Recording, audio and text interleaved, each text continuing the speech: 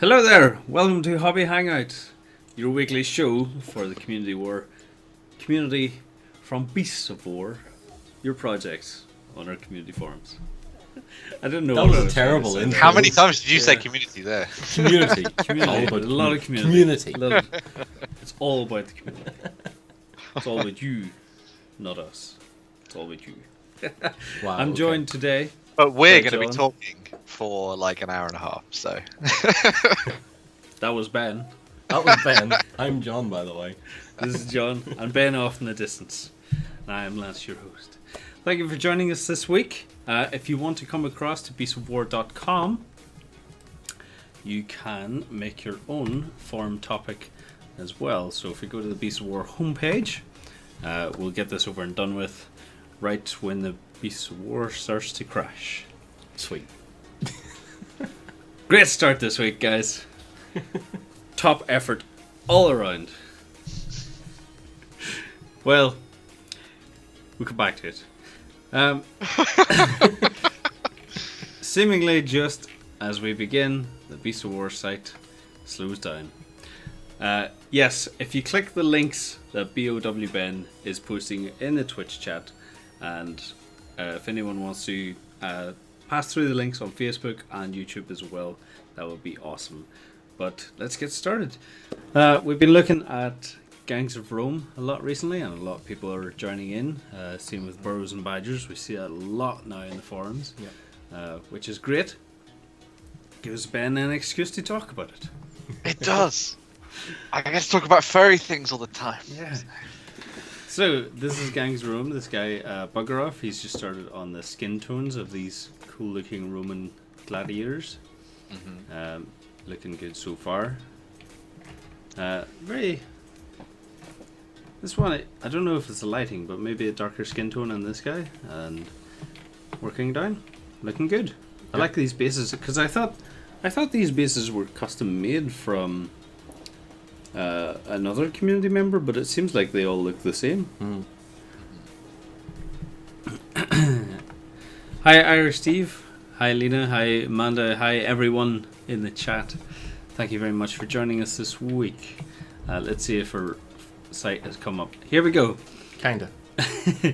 So if you want to join us this week on the forums, come across to beastofwar.com. You can see up in the top right corner, you can click on this drop down of community, click on the forums, and you'll be directed right over. And you can post your own forum topics in here. You can create a free account. It is totally free. But if you wish to contribute to us and help us run the show, you can join a 7-day free trial of Backstage, which you can get cool painting guides, tutorials, exclusive interviews, and get the Weekender XLBS. So if you like the front stage, come across to the backstage. And if you want to show us off to your granny, you can get cool dice bags and luxury bags as well. But we'll continue on with the hobby. Now that all the the merch stuff, hashtag merch, is out of the way, we can look at all the cool minis. What do you think, John? This is your favourite time of the week, isn't it? Yes. This is my most relaxing day of the week. Yeah. Next, we have a fully painted Necromunda gang. Let me actually bring this into Photoshop this time. Volley fire Andy. Got me. Uh-huh. And I love that the theme to this all seems to have like that kind of Judge Dredd. I was just Aspect of about to say everything. Judge Dredd, Yeah, actually. yeah. It's very nice. I don't know what to say about it other than it's absolutely amazing. But I like how he prefixed his post with "Finally, I got a gang painted." It's as if it was a chore. Bit of a chore, yeah. Finally painted a Necromunda gang. I do like the Judge Dredd. That's immediately my thought process onto it as well. Where's the merch? You couldn't find it? Oh, sorry. If you go to beastofwar.equid.com, you can get cool merch as well. If you have any other questions, feel free to ask them in the chat and we'll respond to them appropriately. Either ourselves or Ben will be in there in the chat. Like why John didn't go to Tiger Day this year. Was there a reason, John? I couldn't afford it. Okay. I'm wearing the t-shirt from last year. Shut up. 2D6 has been continuing off, or no, this is a new person who's doing Conquest, is it? This looks very similar to the stuff they did previously. No, this is all 2D6 stuff, yeah. Mega City Munda. He says he's struggling to find time to paint, but he's getting a lot more time than the rest of us, I think. Yeah, he's definitely got a lot more time than us, and I am the painter in here. I have more time than I do. I really like these. I love the subtle, just the dark tone of it all, because it really sets off Conquest quite nicely. It does. Just saying, Chosen Man 44, you should be able to use access to forums with your mobile and upload pictures. I've done that a couple of times. It should just be the same thing as uploading normally. So if there are any problems with that, let us know, and we'll see if we can sort it out. But you should be able to do that. Just make sure that whenever you upload pictures, click the insert into editor.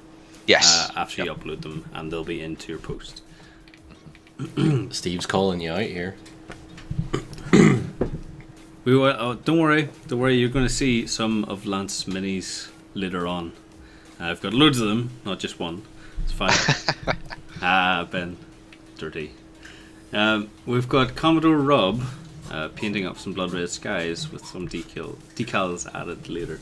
I think we'll maybe come back to this because we're going to look at Rob's stuff in more detail later. I've really crowbarred some blood red skies into this week. And I know that Manda and Lena are going to be like, please, John, please stop. Because that's all they've seen out of me lately on the Discord channel is just me painting blood red skies. Big Grim actually wants to appreciate you for a second, John. Yeah, I seen the comment I made about his Wraithguard making me want to paint Eldar. I still do. I have to get myself a box of Wraithguard or something. Chosen Man, your images, have you tried maybe resizing them? It might be just that your images are too big to upload. So you could maybe, for your iPad, maybe you can get an image compressor, or see if you can maybe upload it from a PC if you have any other difficulty. Yeah, because there are size constraints on the phone, isn't there? Yeah. Maybe actually just try a different browser on your iPad. You try and get the Chrome browser, it might work a lot better than Safari one. But yeah, if you have any other questions, I'm sure someone in the community will be able to have that same answer as well for you. Yeah. Irish Steve, Genuine Vision on the Twitch has been painting up this. What is this actually? Goblin. Zaina, the ice goblin from the frozen northern wastes. It's awesome. Yeah, it's really cool. This is awesome because in Critical Role for their new series, they've been playing with a lot of sort of monster races, and one of the players, Sam Riegel, is playing a goblin, little goblin girl character, and so it's really awesome to see people painting up creatures that are slightly different from the norm, and especially looking at things like goblins and then done in a different style. And I really like the way this has come out. I love the sort of ice blue skin. It looks amazing. Yeah. Really cool. It's got like a Nordic feel to it. I thought it was very nice. So the expression's kind of cool too. It's what you would expect of a goblin, sort of that slightly mischievous look to it. Yes, very much so. Yeah. I'm liking. I don't know if you've done anything to the hair, but it's almost like just little washes of blue in the hair as well.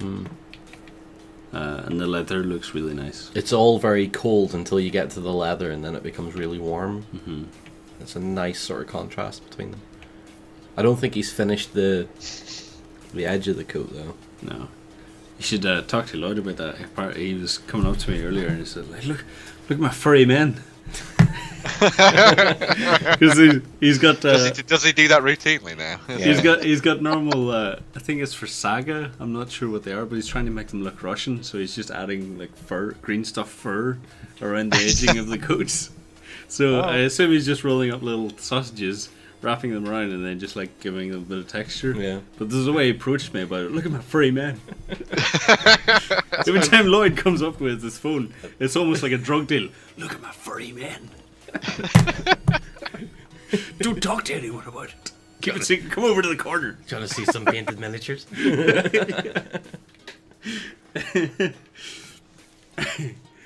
Oh, we got some Blood and Plunder stuff actually. Oh, look at the. Hold on, let me get a close up on the beautiful legs. Those are These some guys. stunning pants. I love those pants. Yeah. Okay, let me. You need a set of those for yourself. I would say because summer's coming around, but it doesn't seem like that's the case here in Britain. So Well, we're okay here. Oh, we had a lovely weekend. Ben. that's not fair. It's entirely fair. We've got our 3 days of summer pass early this year. There we go. It's so good.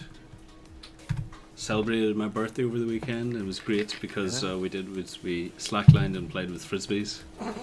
Great fun. We're all adults at near 30. Yeah. Great. I'm over 30, so you know.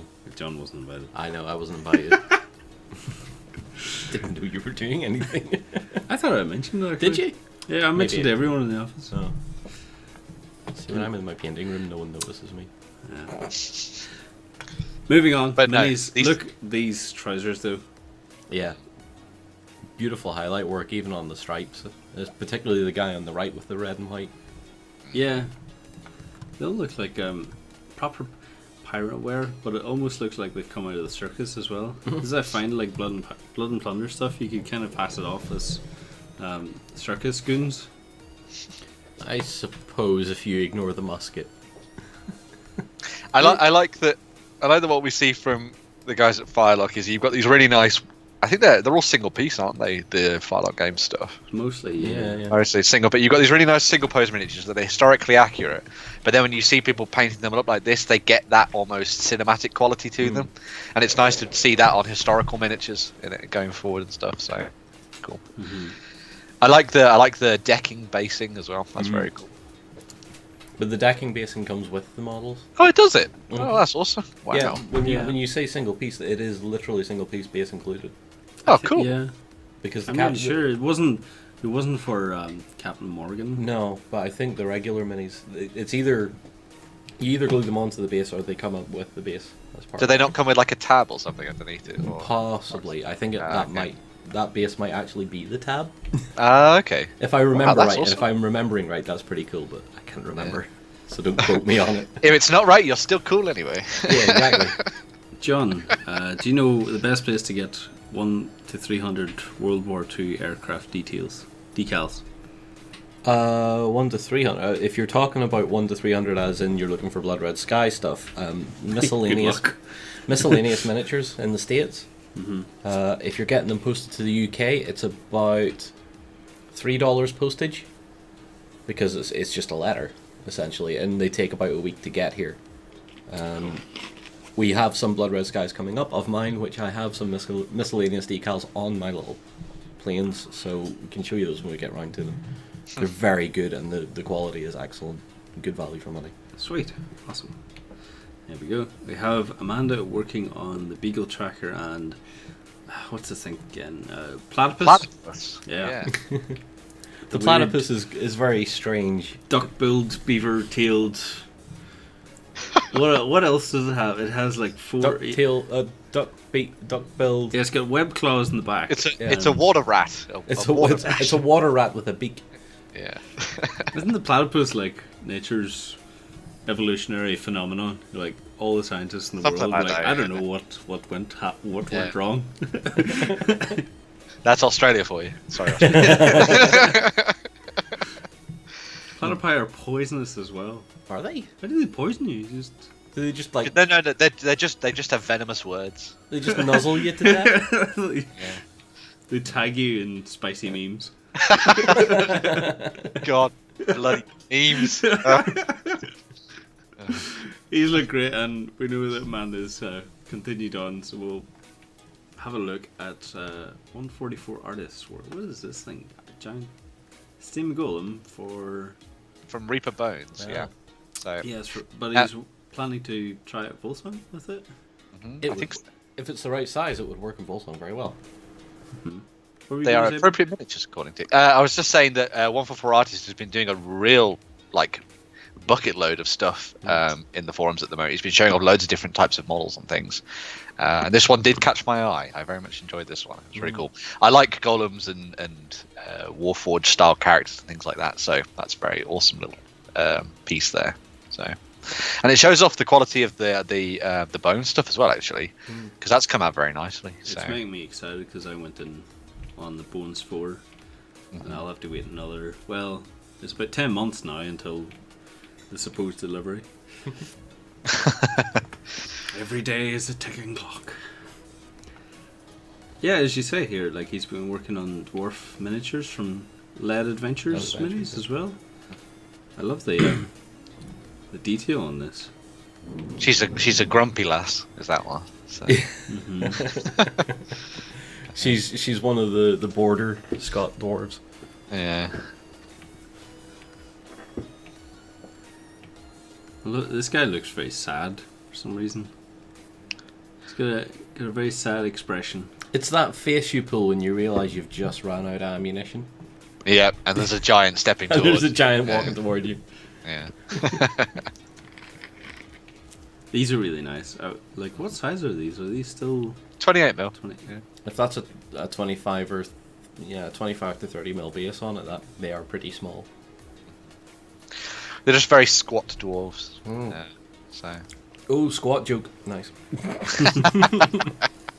But It is the eyebrows that make them sad. Yes. That Beanie is saying. Next up, we have Geezer UK finishing up. What are these? John? It's a Space Marine. Dark Angel Space Marine, as far as I can. Yeah, the big Dark Angels thing on the back of the cloak gives it away there. Just, as we scroll down, it's like, what is it? Oh, I get it now. Yeah. Is it one of the? Is it the Interrogator Chaplain? Is that the name of it? I can't remember. Isn't he one of the characters from the last box? Was it the Dark Vengeance? Oh, maybe he is actually. Yeah. I just want to test a little experiment here. So I don't think it's the camera, but what I would suggest is just a little bit of white, like dry brush on the smoke, maybe. Or even if you're going with black fog smoke, maybe a black dry brush on it. Yeah. But it's I see it in the comments. It's the Dark Vengeance exclusive. It was for pre-orders, right? That miniature. Very nice though. I wanted to show you these as well. What are these? These are from Mythos. Oh. I saw Martin paint these on stream. Oh, And cool. He used the colors changing the shift paint. tint, yeah. To do the carapace on the back. And he only used it on the carapace, the hard shell bit, but he left the kind of the more organic slug piece. He painted it with normal paints, but I think the color shift works really, really well on this kind of stuff. Like it would work really well on the GW Beetle Tyranids. Yeah, the Tyranid stuff. I have to very quickly clarify something for Steve in the chat here. That pronunciation of Space Marine comes from a YouTube video called Dawn of Awesome. It's a very badly animated but hilarious little cartoon that takes the mech out of one of the Dawn of War games and one of the speeches in it. I also want to point out how cool the base is on this. Is he leaving a little trail of slime behind him Yeah. too? That's really nice. That's a nice touch. Yeah. Really adds to the character of the piece, doesn't it? That's really. The carapace looks amazing under photography with that paint on it. Yeah. Well done, Martin. That looks awesome.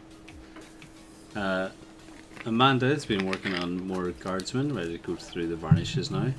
Beanie, thank you very much for following. There's my little tank. John's little tank is excited to have you on board. Hope you're enjoying the stream. Come across beastofwar.com and make yourself an account if you haven't already. Come check out what we do and show us your work as well. The platypus and the Beagle. The beagle. I always prefer to call it shallow dogs. Yep. It's the film Shallow. Did you ever see that, Ben? No. No. Oh. It's on that level of what was the golden retriever who played basketball?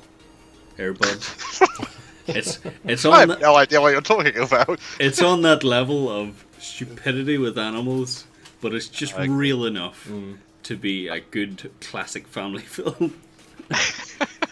It doesn't have as many sequels as Airbud, though. Joe, I was talking to Amanda about the beagle, or I was watching her as she was working away at it, and she kept saying from the front that the beagle looked like it was scratching its arse, and I was like, yeah, to be fair, from a front view you can't see it's carrying an axe. It does. Even the axe as well. Whenever it's turned around, the axe is just like it's like just scratching that back leg. Yeah.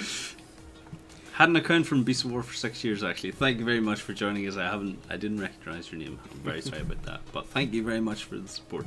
You're supposed to know this. Oh no. We have Cool Spectre Operation from Andy again. I'm going to bring this into Photoshop because I know he makes decent, good high-res stuff. Big images. It's nice. I really like these Spectre minis. It is, yeah. It's a nice rendition of that sort of American woodland camouflage in there too. I wonder if Andy picked up any of the world leaders from Salute this year. Because I'd love to. Have you seen these, John? No. They have world leaders from Spectre Miniatures. One is Theresa May. One is Trump. Oh dear. One is Putin. And the other one's is Kim Jong. Yeah. Kim Jong Un. Yeah. You could make an amazing chess set with those. Yeah. I'd love to see what Andy would do with those. Well, now there may be peace in South and North Korea, so Oh yeah. it will be better. So yeah, fingers crossed. I'm a huge skeptic for that whole thing. Right, we'll leave politics out. Don't worry. Finally finished the Heroes and Dark Souls board game, but he's not. But Chlorophyll, I wonder what he smells like. Well, it's not chloro. Never mind. He's finished off the. He wants to know what to do with the bases. I would maybe suggest a little bit of anti-shine. These arm legs look a little bit too shiny. Yep. How would you base these, John?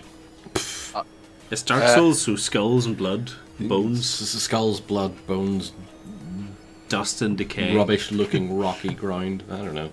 I would go for I think it's called the Astra Granite material you get from Games Workshop. So I would use that to create like a floor texture, and then maybe use, as you're saying, like bits of like discarded armor, sort of raid your bits box, find skulls and things like that, and sort of use that on the base. Because then, because I think the Astra Granite works very nicely for sort of a standard textured sort of indoor look. And then if you wanted to kind of add to it, you could almost add some undergrowth around it as well to make it look like the nature has started to reclaim things. So I would even recommend the you see it in Dark Souls 3, the messages on the floors. Oh yeah.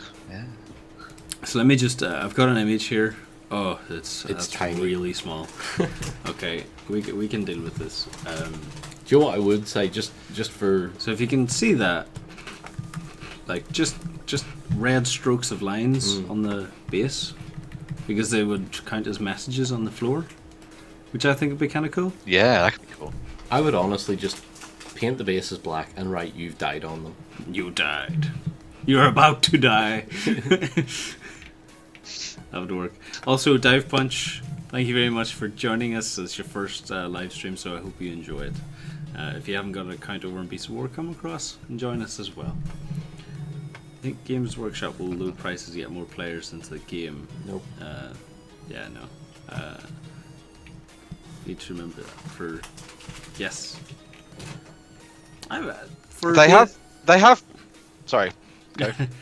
I was going to say for Lena, if you just like look at Let's Plays of Dark Souls, there's a good inspiration, because tons of visual reference in that. Yeah, it's not like Kingdom Death where the only references are just in Kingdom Death. I mean, you've already got Dark Souls, you've got Bloodborne, and quite a few other ones. You probably maybe even look at the Witcher series for some ideas. Yeah. Yeah, sorry, I was going to say on the Games Workshop point, I was just going to say that while then, their prices are still exceptionally, reasonably expensive. It's all dependent on your on your lifestyle anyway. But when it comes to their stuff, they've got a lot of interesting ways for you to get into the game. There are a lot of the smaller games like Shade Spire and stuff like that. So if you wanted to play in their realm but not pay extortionate amounts for armies, you can always just play some of the smaller games as well if you want to. So, but it's all relative at the moment. So. Crotwork has been working on Brothers Vinny miniatures. This is a really cool looking base that he's working on. A gorgeous looking little vignette. I'm just looking at it. There's just constant detail, and I'm looking forward to seeing what comes from this. As you scroll down, you'll see the final version. Oh, that's so badass. I thought this was a work in progress. No, it was at one point. Yeah, so it's a wasteland clash. I think that he was saying that the character that's got the gunslinger is somewhat kitbash. So it's a 40k cultist, Warlord Games, Waffen SS plastic kit bits, and lots of stuff. So that was very cool. I love the big guy as well. I feel like I could do something like that with the Fallout miniatures when I get my hands on them. Yeah. You know, like the super mutants facing down like a Brotherhood of Steel Paladin would be pretty badass looking. That would be cool. I just love the base in this. Because I think you could have a lot of fun with the Fallout Modiphius stuff. Yeah. With basing, because you could just get a piece of scrap metal. Old cars and dinge them up. And anything really. Bottle caps. Just bottle caps for the bases. Base them on bottle caps. I have bottle caps. There we go. I can drink beer. I can get bottle caps. But you're not drinking Nuka-Cola. Oh, that's true. I have Nuka-Cola bottle caps. I have a big bag of them. That would be cool. I stupidly, at a cosplay contest, I stupidly started throwing them at the crowd. Screaming who wants some money and started throwing bottle caps at people. Bottle caps for everyone. And they were sharp as well. Amanda, I remember she was a little bit frustrated with the wings on this. Crow? The Raven? It was a Starling Rogue from Oathsworn. Any suggestions, John, for the wings on this? I don't paint birds, I only look at them. No? You only look at them? Yeah. Well, Ben, what did you do? Did you not have like a shining wash? The thing, well, when it came to like birds, for me, with Oathsworn, the only one I've done has been the Raven, I think. And I think the thing that really worked for me is you just start from very, very dark and work up with dry brushes, because the way that the feathers work, they catch quite nicely. And then if it doesn't feel like it's working, just go back over it with base coats and just try it again, just very, very lightly. But then washing over the top makes it all settle in very nicely. And while it won't necessarily look exactly like the bird that you're trying to go for, more often than not, it'll still have that appearance of wings. So the best thing to do really is keep an eye on, and I'm sure that Amanda's doing this, but look at reference images for the birds and try and match it as closely as possible. But then don't be afraid to just kind of tabletop game it. So, just be like, it doesn't matter if it doesn't look entirely realistic, just go with, easy techniques that work. So, yeah. I just want to bring into Photoshop here. So these are just feathers. So if you just look at them, like not one feather is kind of the same. They all shine from different perspectives. Yeah. Yeah. So that might be just something to think about. Like you could probably achieve this with just dry brushing, but if you wanted to be a lot more precise about it, I think just experimenting with different layers of lighting. Yeah. So just highlight from different areas, not just having a focal point of light come down, but maybe have it shine off each other. Difficult to say. It's very difficult to say. You have Yanis working on more Romans. Genuine Vision, thank you very much for hosting us. We have more Romans from Yanis. Poor Yanis, continuously working through his Romans. So you feel sorry for him at this stage. He'll have his own Roman Empire. So he's got highlights done and then getting the shields close. It says he's close now, so I wonder if that's him close to finishing. I would love to see all of this stuff finished because that blue is so striking. Yeah. I think it'd be really cool to see. Yep. Someone on our Discord recently asked, we were looking to find a project to work on for Romans, and they brought up this is the first kind of hobby he's working on. I don't know if you've seen this, Probably he was looking up Warlords thing with about 60 minis, but I suggested to him like Gangs of Rome because I thought like, here's a smaller pitch for you because you might just build like 2 minis out of this pack and paint them and be like, I'm done. I'm not. Whereas if you go with Gangs of Rome, I think it's a good like intro. I'm sure there's other minis as well. Like if you look at maybe Perry stuff, they're cool. There's tons of little war bands and stuff. Tons of Romans out there. But yeah, his first look at was like 60 models. I'm like, don't start with 60. Bring yourself down a bit. Hey, look, a Starling. Yeah, so this is what Amanda was talking about. Wow, that's a really good reference image. But look at the amount of colours in there.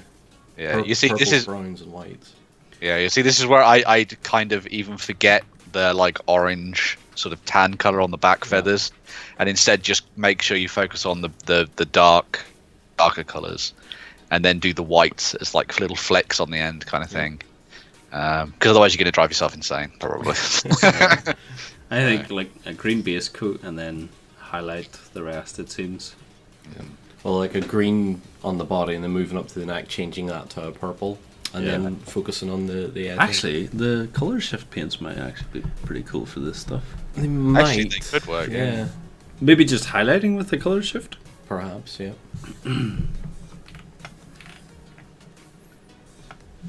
And she's More also about made starting the land speeder stuff. I really like the color that she's going with here because there's always the really striking red within it. Looking good so far. Sort of, yeah. It's been working on some trees. I like what he's doing here because it reminds me of like primary school paper mache stuff. Yeah, that's exactly what this is. So I don't know. Yeah, toilet roll tubes looks like. Yeah. And then we've just got tissue paper mache. I'm looking forward to seeing what these are. Like what scale these would turn into. I assume they're going to be huge on like 28mm. And then next we have Lawner. Still hasn't got those minis off the bottle caps. They're cool looking bases though. Lorna actually brought up something in his comments, and it's something that obviously, you know, it's quite a way off, but it's something for us to think about. That we did the recap of the golden buttons when we did our annual awards last year. And if we do that again, maybe we could do some kind of community vote this time around. And then the person who wins that could potentially get themselves something a bit cooler. We shall see, but it's something for us to think about anyway. I'd like to see if we can extend what we're doing with the community spotlight and what we do with Hobby Hangout a little bit more and see where we can take it. But we'll see what happens in the next iteration of Beast of War. So yeah. So and that won't be long now either. No. So that's going to be a good thing. So yeah, we'll definitely keep that in mind. I think we want to include a lot more community stuff, and that's why we've got like John streaming with his painting, and then we've got this thing going on. And I would love to do more reruns over the weekends. So that my next project that I want to do, which is like on the sideline of every other project that needs to be done, is I want to get all the 40k charted stuff on a rerun for a weekend and just have a 40k charted run through, which it won't be the same edition, but it'll be very relevant to anyone who wants to learn about the backstory of 40k and different armies and stuff. It's all really cool. But next we have Hutch and his Cursed Earth Action minis. You laughed at me, Ben? I just can't pronounce it. Projects for days. I remember Hutch had a really cool painting style, and because I think his stuff, I remember us giving him a community button, months ago, and I think it was because of his cool like. I love the eyes on these guys. I can see why, because he had very striking colors. Wow, these are very interesting minis. I like this. I like it when we see stuff that's very atypical to kind of what we're used to seeing. So obviously, like a lot of our stuff is seeing Space Marines and all kinds of things like that, and some of the more traditional ranges. But it's always nice to see models from other companies that we maybe don't necessarily see so much in the news or whatever, getting picked up by people in our community and painted up. So yeah, that's very cool. You know what these remind me of? Do you remember the old Police Academy films? Just like baddies in Police Academy. Yeah. Police Academy, I think, was like the Marvel back in the 80s. 70s and 80s. Those are cool.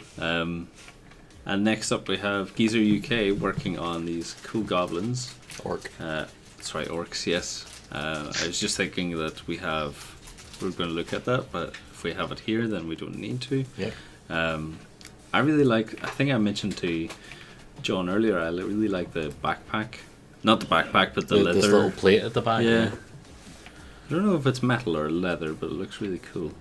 The blue guy looks like Dread. He does, yeah. A little bit. It's a nice teal for the orc. It is actually quite a nice colour for the orc. No, good work. Very cool. It's one of the things about orcs that always gets me is that I always think they're going to be really easy to paint, and then I always end up realizing that there's a lot more to them than just green. Yeah. So it's nice to see someone who's actually gone the extra effort and gone into the detailing of the clothing and everything like that, because that's the kind of stuff I usually just leave as base coats and washes, and then I'm like, I like the skin. So It's got a lot of gribbly bits. Very much so. The detail is in the mess of their weaponry. That's the thing, yeah. The weapon, I think for orcs, it's the faces because they're such important parts of them, and then the weapons, yeah. So. Actually, yeah.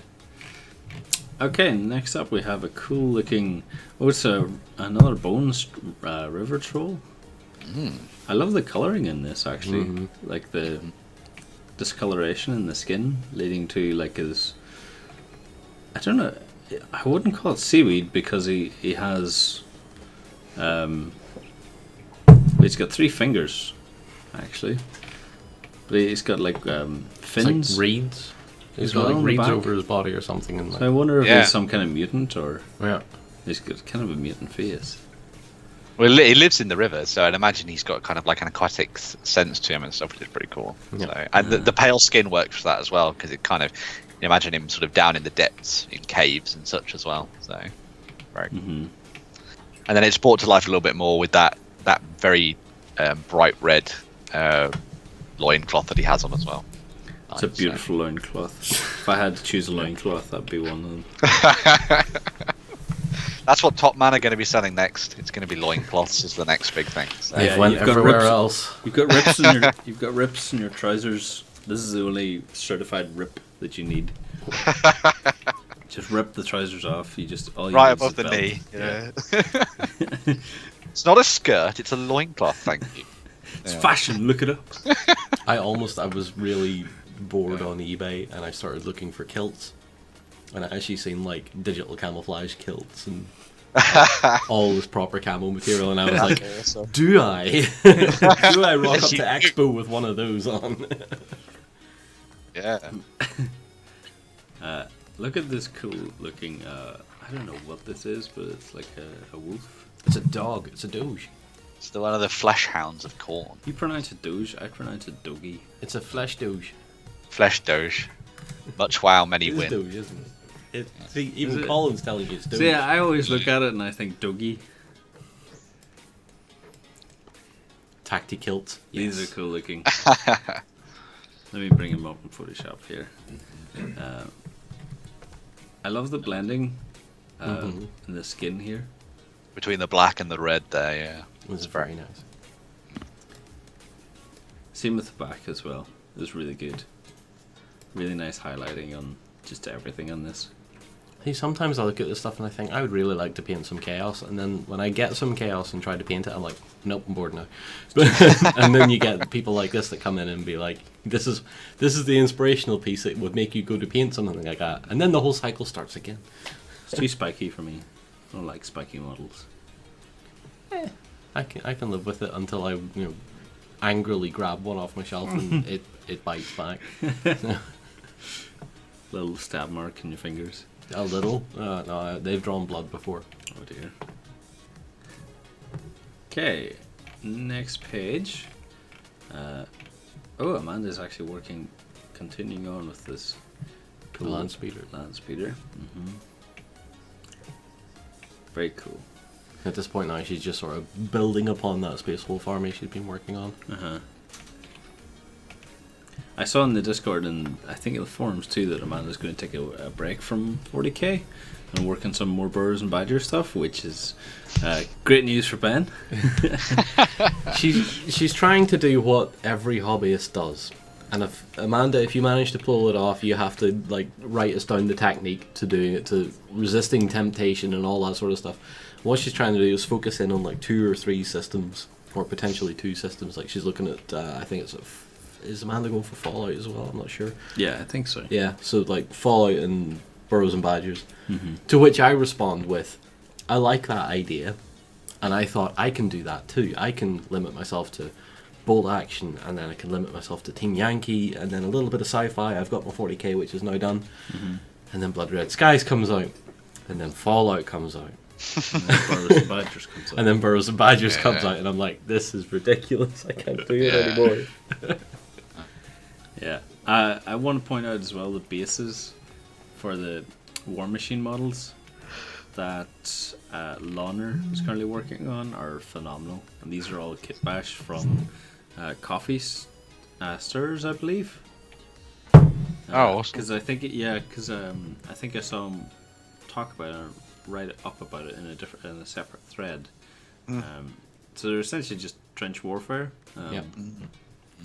What I think look really good. What I would suggest though is they look a little busy. Little busy? Maybe.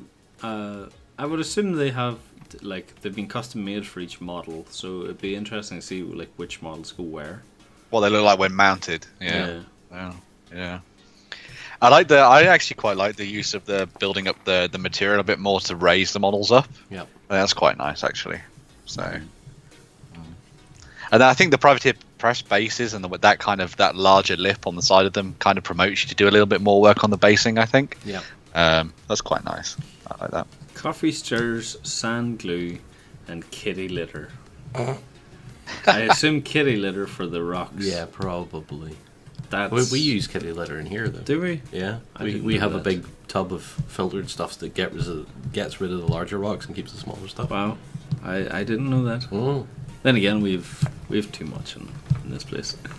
We have too much, and you think we have too much of everything until you go to look for something. I open up a new drawer, and it's like Willy Wonka staring out at me. Let me show you a whole new world.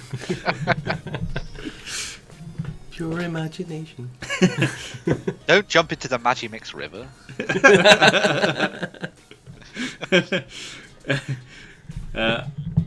Yanis says here he's got distracted and now he's working Gorgoroth. This looks... I've never seen this model before. It looks terrifying. The skull's coming out of his kneecaps. and his thigh and his chest and stuff. I'd love to send this to Noah because she's got a fear of things popping out of your skin. Oh dear. This would be perfect just to freak her out, but I wouldn't. Don't send her any pictures of botflies then. Oh. This looks horrifying. Terrifying. Yep.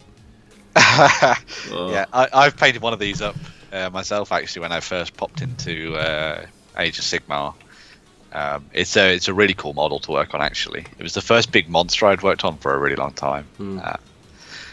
I'm fascinated to see how the skin tones come together for this one because it looks like it's going for almost like a lighter shade perhaps than the traditional red as well. So that'd be very nice. So yeah. Next, Laughing Boy Martin. He's still working at these. I think he's added the the color shift paints as well onto the wings. Yeah, no, it works really well on those wings. I think it might be. Do you think it's a different color paint though? I would either that or it's a different base coat. It could be the same paint but a different base coat. Yeah, because I remember editing a painting tutorial by Roman. Where's my drink? Where is it? It's between my legs. I remember doing a painting tutorial with editing a painting tutorial by Roman. He was saying that the color shift paints change with the primer that you use. Yeah, they change with the primer. They change with how you apply them, so brush or airbrush. But as Laughing Boy says, yes, they are different colours, but at the same time, we've done a load of experiments painting, airbrushing stuff onto a black primer, onto a white primer, and the results are entirely different. Wow. It's ridiculous how different they are. So there you go. If you need a good excuse to buy Mythic or color shift paints, these seem to be the perfect choice for them. No. And Andy again with. Is this like a Japanese soldier? Mm-hmm. But he's been done with sort of undergrowth and stuff on his back from where he's been hiding in the forests and stuff, which is cool. So I like that. Yeah. That's very cool. Oh, this is Doug the Fug is doing really. This is very gruesome. Doing increasingly more gruesome work on the Death Guard as he goes along with them. I guess Poxwalkers last week were pretty disgusting in a good way. His photography as well has really come together. Yeah, it's really stepping up. He's done a freehand Nurgle symbol as well on the one shoulder pad. That's cool. That is damn good. Mm-hmm. Wow, that's come off really nicely. Hasn't it? Whenever I saw it on this one, I thought it was a transfer. No, very good work. Really, really nice work. Awesome stuff. And next we have Nevs, who see a community spotlight last week. This week. Oh, so maybe we'll just skip past this one. We'll just slide on by. But then again, more 6mm stuff, and we have a really cool thing to show off later. That would be great for 6mm. That's the hexagonal stuff that we saw earlier. We are showing that soon, though, aren't we? Yeah, we're going to show that off soon. But yes, wow. amazing. Hi, Lozzie. Great stuff. It is a requirement of me to wave when Lozzie enters the stream. Alright. It's not a requirement of me. It's a requirement for me to, like, stay sane. Alright, okay. Oh, yeah. Moving on. You okay so far? Oh, good. Yep, holding up well. Good. Jebel Extreme. That's a different game. These look like Venom. This new Venom trailer that's come out. No, I can't. No, I can't take that trailer seriously anymore. Since Have you I've seen the goggly eyes? I've seen the GIF with the googly eyes coming up instead. That did it for me. That's enough. These almost look like they've been done in the color shift paints as well, I think because they of have. the whole. Yeah, maybe they have. They have. They certainly look like they have. Do you know what? There is a growing trend for this stuff at the minute. Yeah, my only suggestion is maybe just the lighting is a little bit off, but I mean it's great stuff. Yeah.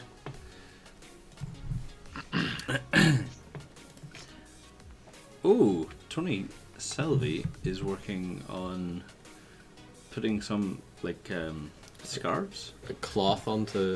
yeah. Because he's trying to go for like snow trooper style speeder. So yeah. Because the snow troopers are up for pre-order now. So he's doing a whole. That could be really cool for a whole snow themed force. Yeah, that'd be manufacturer awesome. does the shifting colors. I will go and get a box. You know what I really want to see in Star Wars Legion is the Episode 1 pod racers. Oh yeah, yeah. I would love to see the pod racers in action. So then, you still have Star Wars Legion, but you just make an expansion on the rules to have a racing game. So just like something like Gaslands, where you just go around in a big circle, but have pod racers. I think it'd be really cool, and just have them be able so that you can slot miniatures in That's very cool. Yeah. You could probably, maybe you could even get away with doing something based on the rules that already exist, perhaps for some of the like snow speeders and stuff, and then you can sort of kit bash together your own pod races. Yeah, that could be cool. Legion Gorka Morka Racing. Yes. Yeah. Okay, color shift paints are from Green Stuff World. We have 2 boxes of them here. Mm-hmm. So we have those, and those both metal sets 1 and 2. Mm-hmm. Do you want to turn them around? Yeah. So this is set 1, which has a load of blues, purples, oranges and stuff in it, and it shows roughly what colours that they flick through or what they change through. Mm-hmm. Set 2 is a lot more sort of greens and golds, with a couple of them being incredibly hypnotic. Particularly Red Goblin is good.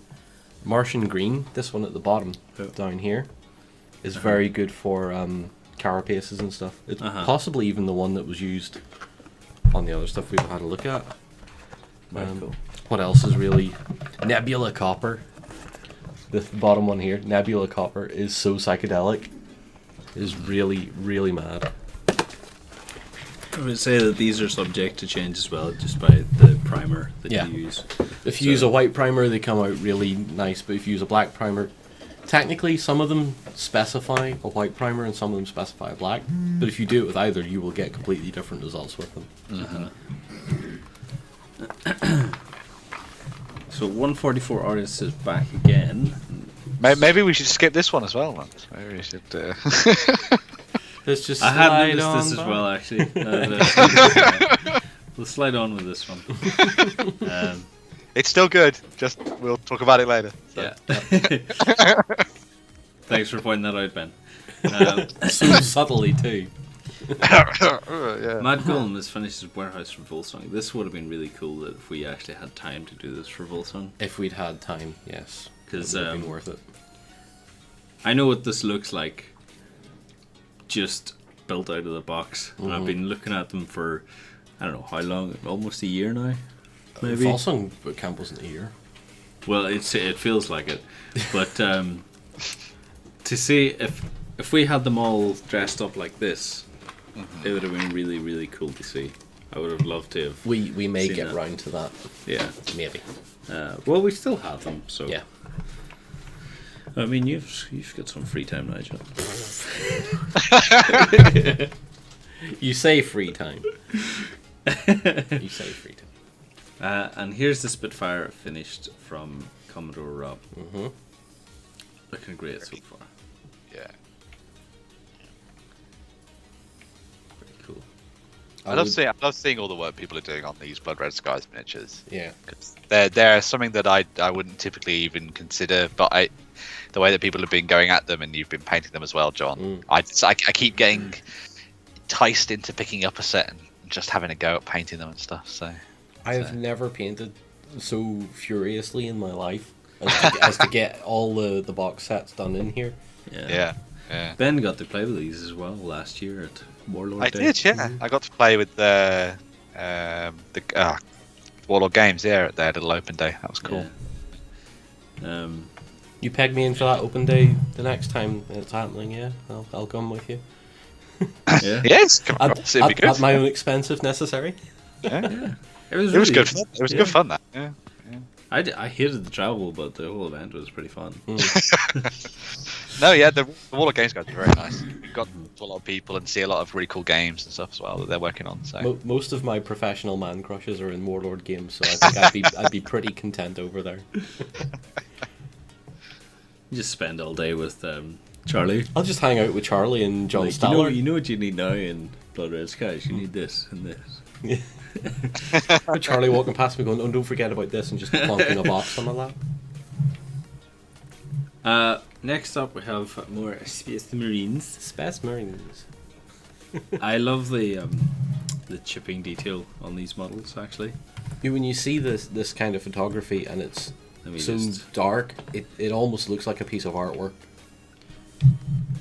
I like the working behind this as well, because he's been saying, because this is the stuff we looked at that was to do with the AdMech stuff last week, I think. He's saying how this is part of a secret mechanicum founded Primaris chapter, because he says, if you're going to build super soldiers for your allies, why wouldn't you use them yourselves? Which I thought was a very cool idea. Yeah. So, yeah. And of course, the Adeptus Mechanicus would make them even better. So more super soldiers than Space Marines. Yeah. Yeah, we don't need that flesh. Get rid of that. It's like Iron Hands. We don't need that. Yeah. Genuine Vision is asking if we have any forthcoming hints at forthcoming boot camps. Do we have any hints? Are we allowed to mention anyone? We have. There are things on calendars which we are not privy to. Okay. I think is the safest way to say that. I think they'll be announced on Weekenders coming up if we are going to do them. So just watch out for that. So. I think there are some coming up this year. Anyway. There are things, but we can't say, unfortunately. Mainly because nobody tells me nothing. It's going to be a My Little Pony boot camp. Yes. It's the card game and the role-playing game. Tales of Equestria followed by a 6 mil hobby boot camp. Well, terrain for that would be easy. So, Commodore Robert's fallen off his chair. Desperately searching for tickets. So these are what the bases look like here, John. You said they looked a little bit busy. I think they look fine. The only one that I wouldn't say looks a bit off is this one, because it looks off balance. But I think they look pretty good. All things considered. What do you think? Yeah, and do you know what? To be right, we're talking about MLP jokingly, but there's a large fault. I'm very well aware of the following of MLP as a role-play game, a card game, and all sorts. Yeah. Back onto these bases. I think he's struggled in some places with placement. Some places with placement. See what I did there? Was that an alliteration? It felt wrong anyway. I have a feeling that if you go to do these bases again, dude, like pick a model, and even while the basing material is still drying, press the model onto it and make those flat spaces for the feet to stand.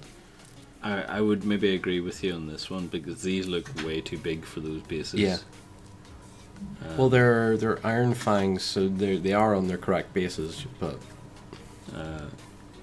they just seem, I don't know, they just seem a bit more emphasized, maybe. Yeah. But I think for the smaller models, like these ones here, I think these look great on these. And these look great. Or this one looks great, actually. The Widowmaker's not so much. Yeah. Just this here one model, because it's really sitting off the base quite awkwardly. But the bases look excellent, and the paint jobs are outstanding. Look at the detail in that cloth, actually. Very, very nice. Very nice indeed. The bigger ones are still wet. They are too wet to do anything with. They were.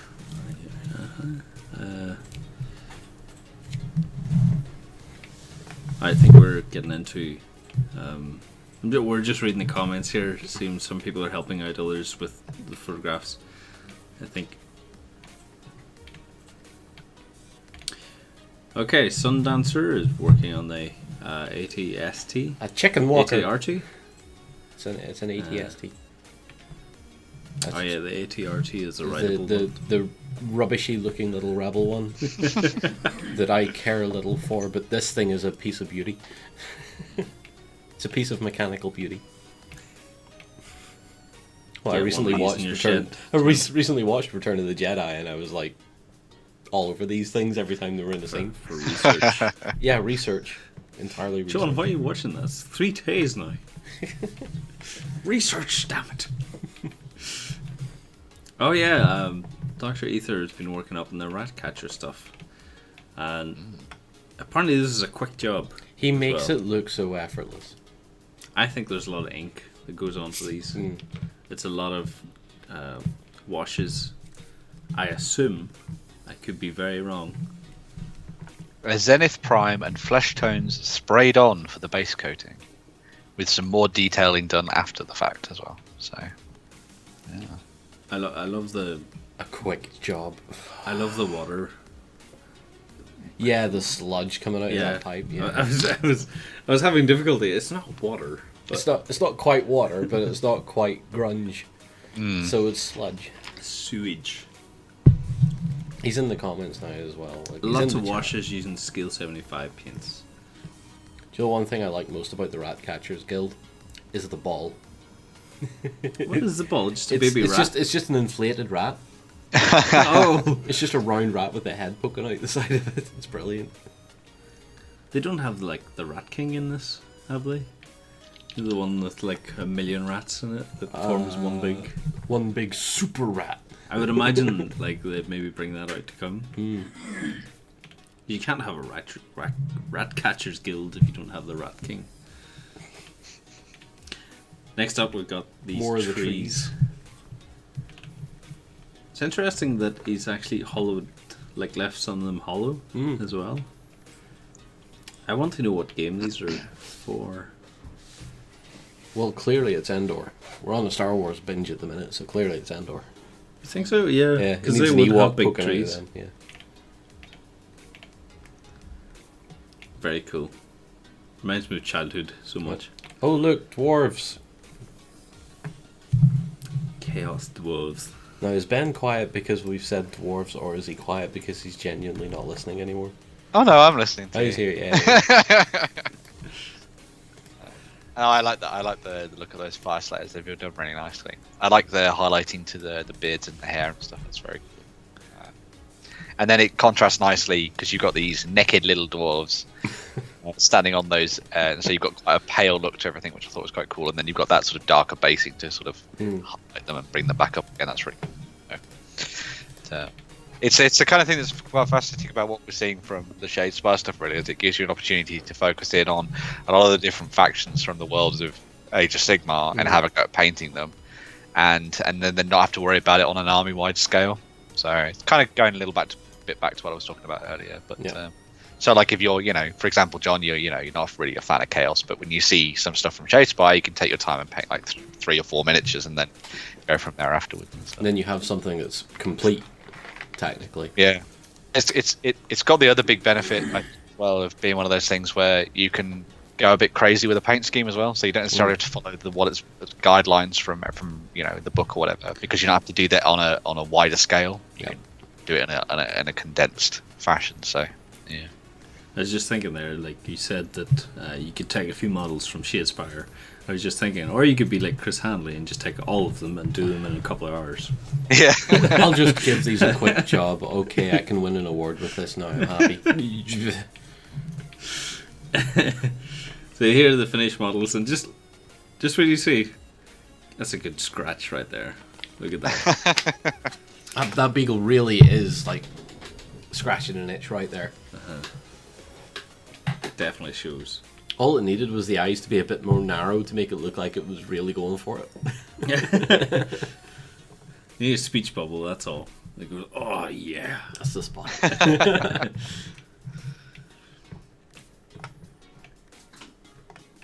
These are all really cool. I love the GIF work in these as well. They take a little bit longer to load up, but they're always worth it. That is an axe you don't want to paint blood on. Well put. Yeah. Says she finished the last 5 of the last veteran squad support for the Space Wolves. We've got Sergeant Larch in the squad. The color choice is great. That's the strongest part of this paint job, is the beautiful amount of colors that are in it. Mm-hmm. They quite stood out as well on the snow bases. And you have that big flash of red to draw your eye to it, and then you have the different colours of green and brown in through it, with little touches of grey that just all want your attention. Now that is an axe.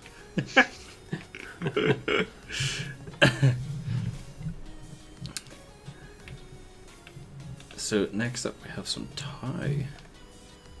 So these are just primed. Yep. Yeah. This is cool. I'm liking the color choice in this. It's very much like the Codex scheme, isn't it? Because the Codex scheme now is the white and red. It used to be that orange and sand color. The sort of tan look. Yeah. Mm. So.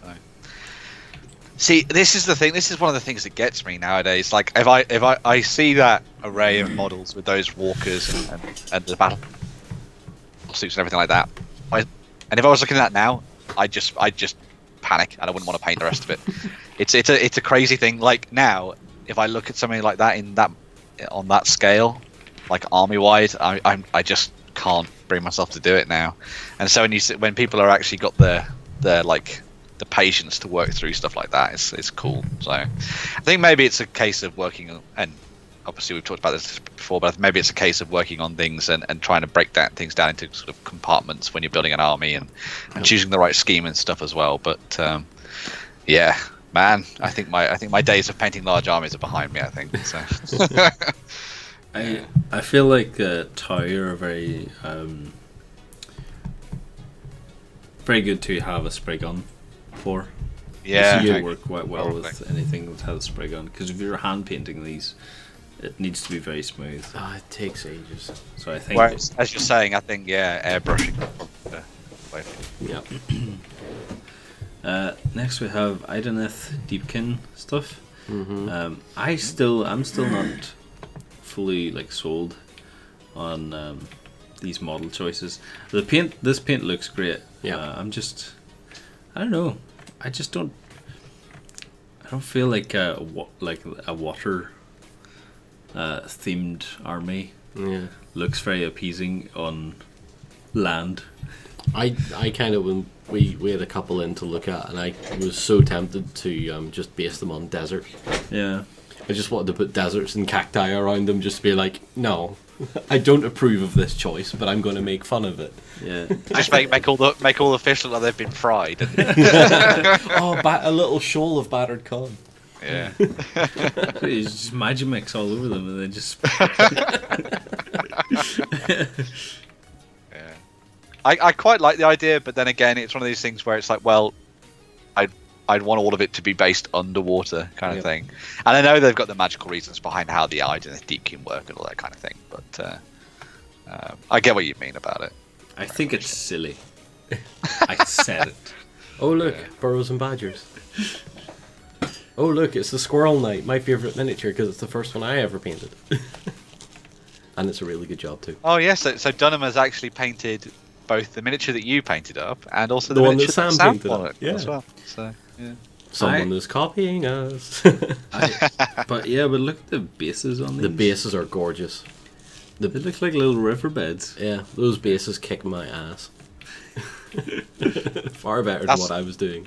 Yeah, that's one of the things I've stepped up now when it comes to my stuff, because I've been posting things from Burrows and Badgers and the Elf King and all that kind of thing in the forums. Yes. And one of the things that people have been saying to me is, you should probably do a little bit more work on the bases. And I kind of get to the point now where, what I used to anyway, where I was just putting loads of flock on the base and I'd be like, done, right? Hopefully you can still hear me, and I haven't cut up too much there.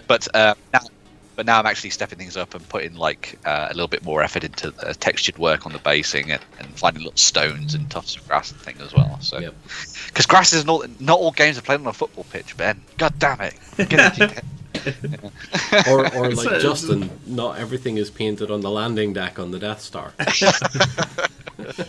But that's a good point to make. Like, not all games are played on grass, because whenever you talk, say, basing a miniature, that's what I automatically think of. It's not really what I do for some of my minis, but it's automatically what I think. Yeah, I think a lot of it is a hangover from, at least for me, from like a decade ago or whatever, playing just fantasy battles, and so everything was kind of on those mats. And so one of the big things for me was always painting things with grass bases. And so that's carried over into what I do now. But I tend to really, really like basing things in snow, even though that doesn't work on pretty much any tabletop that anyone ever makes. Yeah. But I love snow basing. I think that's the way to go forward. I'm not a fan of snow basing. But I mean, you say snow basing is a difficult one, but all those map manufacturers out there now are all doing them. Yeah. They're all doing winter tables, so I mean, there's no reason why more people can't start doing snow basing on their stuff. The other thing to think of is one of the things we talked about last week as well, is going with the idea of clear basing for a lot of stuff nowadays, especially if you're doing skirmish gaming. So, but yeah. And yes, as Sundancer says, snow basing, Legion, Hoth, Star Wars. Yeah. Yeah. So skip past a few there.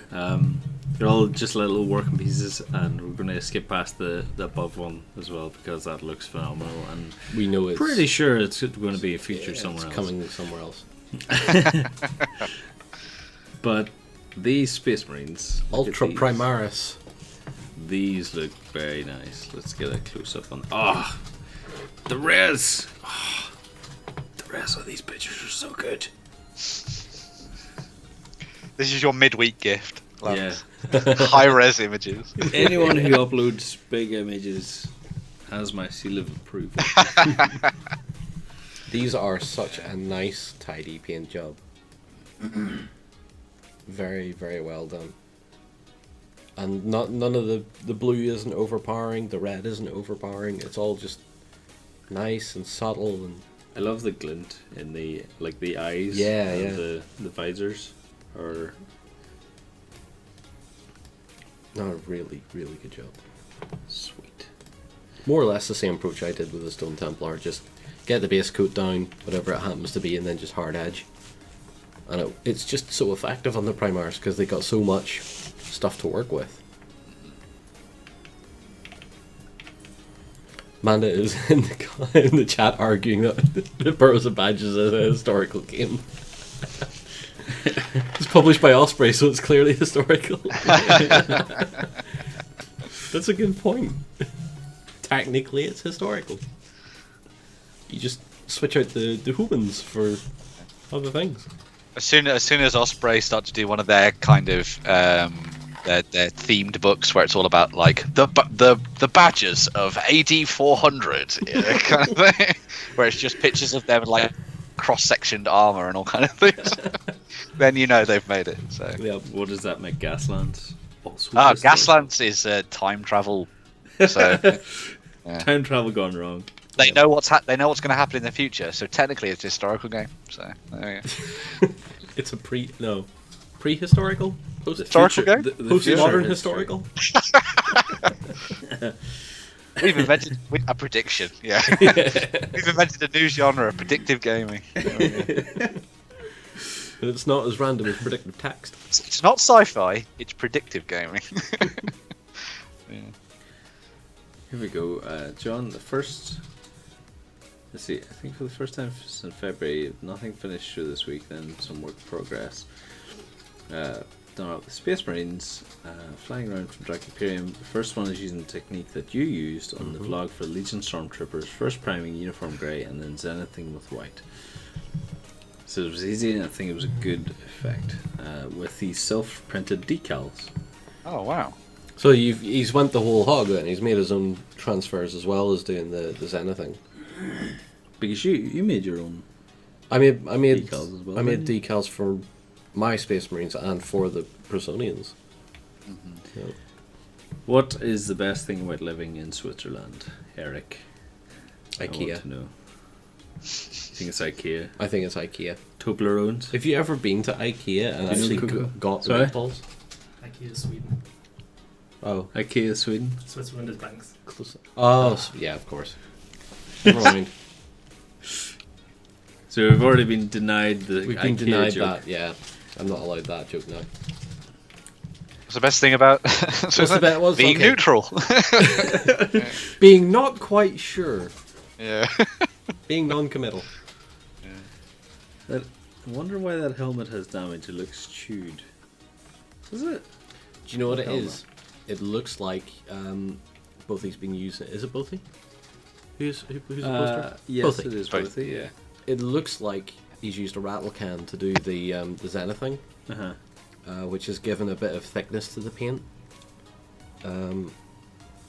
But I'd say from a distance that really doesn't matter. Yeah, it's one of those things that when you look at it from the, you give it the 4-foot test or whatever, it's not going to show up, is it? So, or especially when more of the more of the paint is applied, it's not going to. pretty sure. We just looked in the chat. Have you seen the answer to the joke, Ben? So what's the best thing about living in I Switzerland? don't know, but the flag is a big. I don't know, but the flag is a big plus. That's damn good. Well done. Well done. You got a shake from everyone else in the office. Very good. Slow fires. This is a beautiful looking night so far. The painting bozo is painting up this night This by Dan Watton down here. It's fully magnetized. Associate editor, yeah. Fully magnetized. That would have taken a lot of work then. Yeah, and it's looking really effective. I'm trying to think. Is that headpiece that have been cut in half and it's glued two halves of different ones together? Because I'm fairly sure that it is the standard one. I think. You think so? Yeah. I can't Yeah. remember. I have to Yeah. peek now. I have to check it out. Dan Wooton? Is it Wooton? I think so. He's the associate editor of this post. Wutan clan. Wutan. It's a great family gathering. So, we got some weathering going on now in the land speeder. Very nice. I got some things went wrong with the washes, so I just thought, yeah, we'll just weather it more heavily. That is the hobbyist's way of fixing something. Yeah. Goes wrong, weather it a bit more. Did your glue melt apart too much? That's alright, that's no battle damage. Lonner's working on... Oh, hold on a second. He's trying to use as many paints from the acid drop boxes. These are pretty cool. I like what Lonner does, that he just paints segments. So the skin tone all together. We saw a post there earlier. Yeah, he batch paints one particular. He brings one particular thing to completion before 259 unpainted to go. Every week we'll see, hopefully, a decrease. Maybe not. Maybe an increase. Who knows? Oh, we got some Aristea stuff. I really like the lighting effect on 8Ball's hand here. The whole purple theme on the female figure is amazing. I'm surprised you're not more into Aristea, John. I could not considering paint it. like it's a bit like what's that game? I thought you were going to say Infinity then, and I was like, well, yes. No. There is some similarities. It's by Blizzard. World of Warcraft. Overwatch. Oh, Warcraft. Thank you, Ben. Overwatch. I completely blanked there. Yeah, I would have thought you would have been a bit into that. Considering some of it's a bit like Overwatch. I'd rather have an Overwatch game. Yeah. We did an article not long ago. Well, last year, wasn't year, it? yeah, we did. On the models you could use for an Overwatch game. Funny, quite a someone- few of the Infinity models popped up in that too. I Yeah. think. Then someone brought out a really cool Genji looking model and And a Zenyatta. Zenyatta. There is a company called Klukva, Yeah, I and believe. a Torbjorn figure as well with his turret. Yes. I want to look at the camo on this, That's- and then look at the pinstripe It's ridiculous. trousers, the Yeah. cords, and this guy, amazing. I'm afraid Beanie B333. I'm not a healer in Overwatch. I am Justice Reigns from above. Thank you very much. So Oh, really? You're a Pharah man? I'm a Pharaoh, yeah. Oh, when dear. I play. So Well, I that's really alright. like Zenyatta. I'm a diva main, so I can prove it as well. I can prove I'm a diva main. On my car keys. When it's on your car keys, you know you're committed. See, hold on a second. I can prove that I played Dota for a very long period of time because I've got a punch hook on mine. I thought you were gonna say because you're sad. No, whenever we went over to Salute, I went through security. I was pulled over because this thing was sitting under my wallet, and they brought it out and were like, "Oh, What's this? it's a bottle opener. We thought it was a deadly weapon." Justin was going through airport security a while ago, and he bought himself one of those bolter shells from Black Library. You know, the necklaces. Yeah. And he had to get rid of it at airport security because they thought it was an actual live round. Oh dear. And I was like, mate, just go back to school because you've just not learned anything down there at all, have you? Lozzie likes to suffer emotional trauma, so she does mercy. Yeah, Lozzie is a mercy main, so she likes to torment herself every evening on that. Look at these cool drop fleet though. Yeah. You can imagine those on like a space board. You wouldn't know where to find them. They'd be camouflaged if they didn't have their bases. Which is so perfectly cinematic for the Scourge as well. Yeah. That's such a good idea. Doug the Fug couldn't go a week without Saga. Very nice. I've you know, I know I said on a previous weekender that I was dropping Saga, but I was looking at Footsore on Facebook this week, and they came out with 2 new models for they previewed 2 new models for their Anglo-Saxon range. So you bought something, didn't you? I didn't buy anything yet, because I've still got to buy a lot of stuff from for Red Book of the Elf King, but I am thinking to myself, when that range comes out, maybe I go back and do some Anglo-Saxons. Maybe I buy a 2.0. Maybe I start making Lloyd happy again.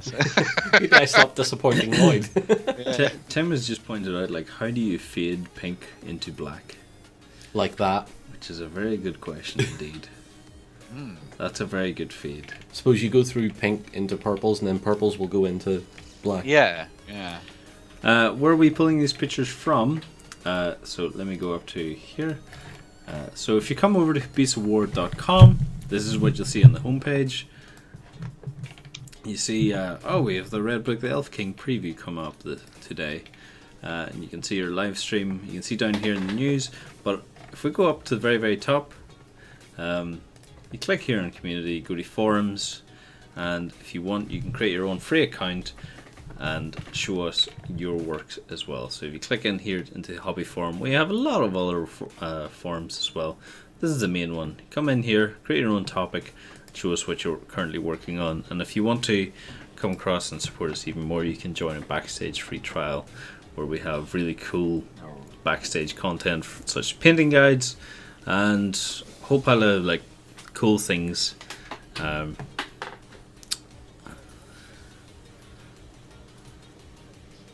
Initial pictures here from the What Are You Painting Now thread. One of the big things I like seeing is people creating their own project forum topics and stuff. So if you want to share stuff in a large place where everyone can see just pretty much all your work in one go, and maybe even post up work in progress stuff and things like that, then share your own personal forum threads, tag it as such if you want to, just call it a plug or whatever, and that means that we get to check out your stuff in more detail as well. So, and don't worry if we don't get to see it today, because we'll be back again next week, same time, Wednesday, 12 p.m.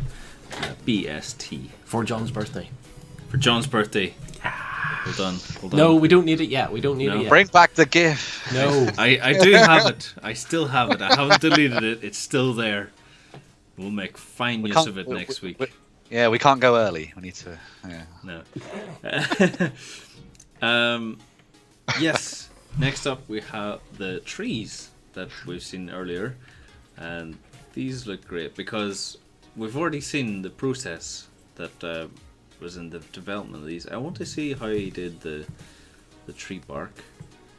Like, I assume he just got tissue roll and just like scratched into it. I have no idea. You have no idea, John? Nope. Blast. I'm not a terrain maker. Yeah, we need Lloyd. Yeah, we do. These look great. I'd love to see them on a board. I hope we do. Rob has got the core set for Blood Red Skies. I really actually love the color scheme of the dots. Yeah, he's going for a more tropical sort of look. Mm-hmm. He's also got transfers from Miscellaneous Miniatures. Morgoth Boglier, thank you very much for following me in the little tank. Very happy. Yes, you have made the very that tank needs to be happy all the time. All the time. A verbatim quote from my father, by the way. Hug a Sherman every day.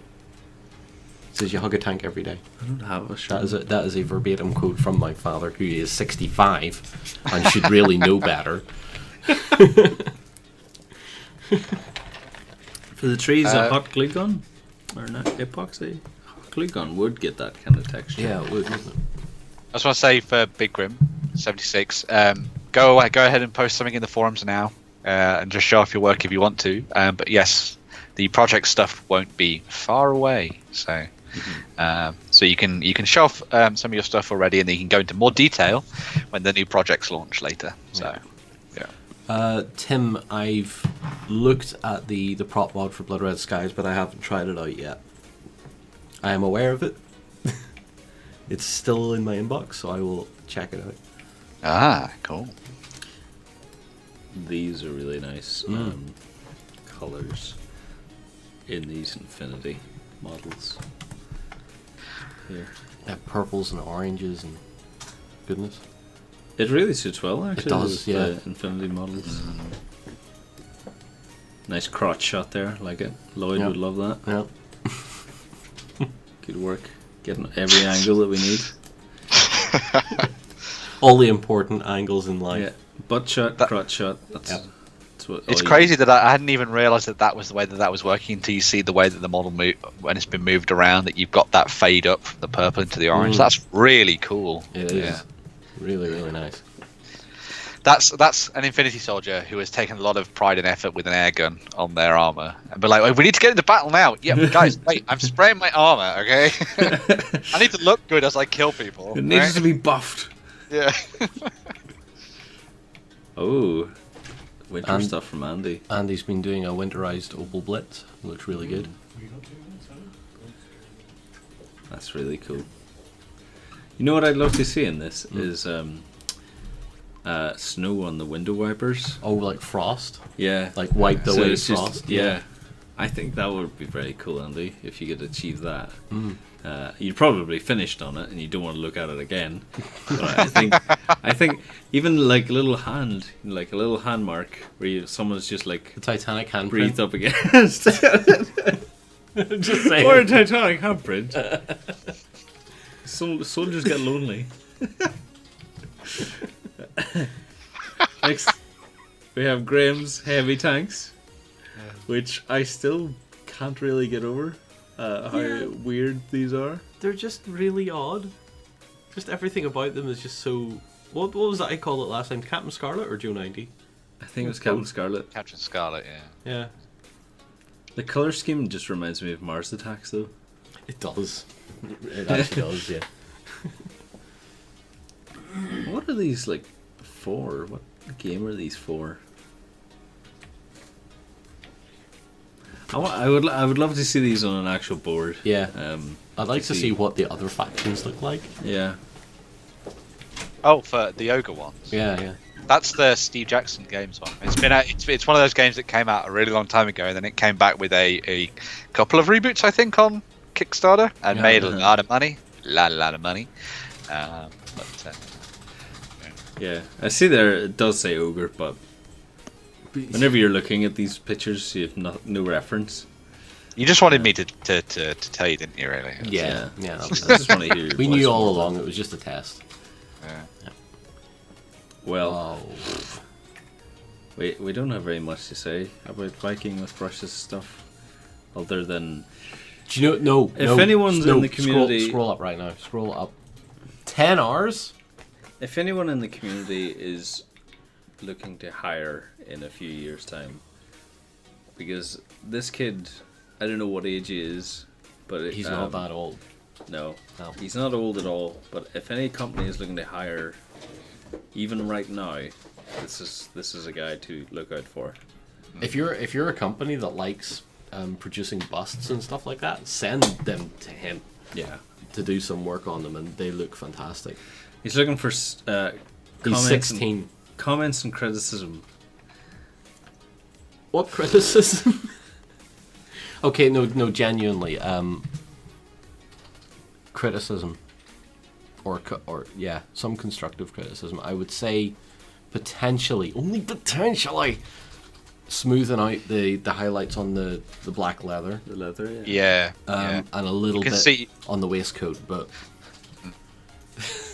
You can see some of the stroke work in Yeah. there, if you know what I mean. But, yeah. yeah. Are your skills transferable if I eat your heart? Kalima! Yeah, I would say for a piece that he says was done in 10 hours, I mean, there's nothing wrong with that. That face is fantastic looking. That half mask and everything is beautifully executed. I would imagine if you spent another 3 hours or 4 hours at it, you would have a real serious masterpiece on your hands, because it's superb work. It really is. maybe the leaves on the rose. I'd imagine the leaves to be a bit more shiny. Yeah, give them a bit more. Give them a bit more brightness. But that's the only criticism that But then rose leaves and stuff aren't that vibrant. Yeah, they're quite matte. Yeah. Yeah, and it's because when you compare the way the highlighting's been done on the Phantom of the Opera bust there, and then you look at the sort of demon lady beneath that, you can see where some of the highlighting. This is me talking as someone who's a bit of a layman anyway, but but you can see where the brushwork doesn't seem as I'm doing air quotes here, obvious. Yeah. It's not as apparent. But But yeah. But obviously, like, you can see that there's been a bit more care and attention put into how the skin tone works, how the bone on the skulls works, and Is Viking zenithing these models in beforehand? Because it looks like it on the top skull. I think he is. Yeah, I think he is. He'll probably Unless- tell us in the chat. Yeah. Viking, if you're 16, you are of legal age to start selling your work, I believe. So you could probably start handing in CVs now. if you enjoy this as a hobby and want to get money for it, there's money in it. There's plenty of money to be had with And skill it is- like that. He's just saying that the chrome work that you see on the models as well isn't actually chrome; it's non-metallic metal. So that's crazy. I can do this because this is my headset.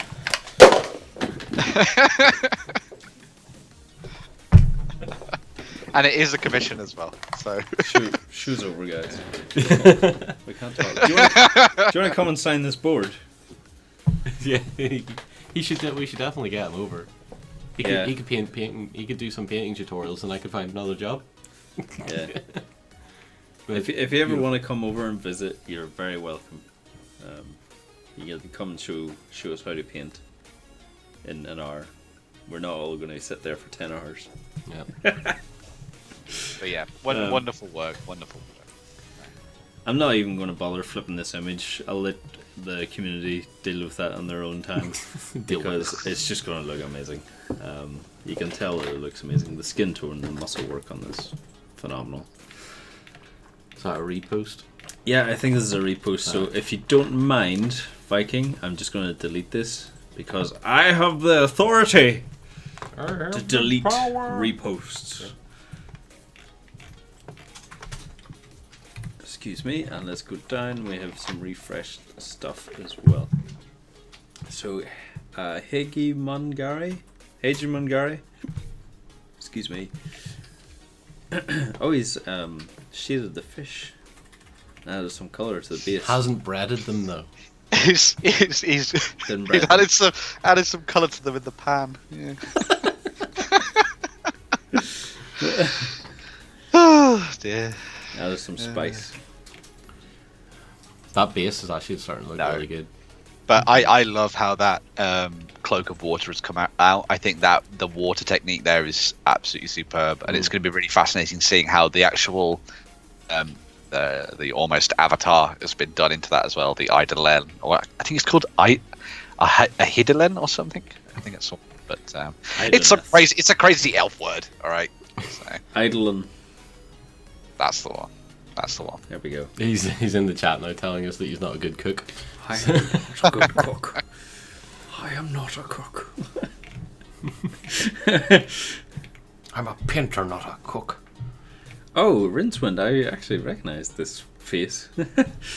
Where's Sam when we need him? Sam we could just end the stream here and just leave. Yeah, he could carry on himself. Oh, I like this. I like the leather, like the shirt underneath. That's really nice. One of the Micro Art Studio busts, I believe. So.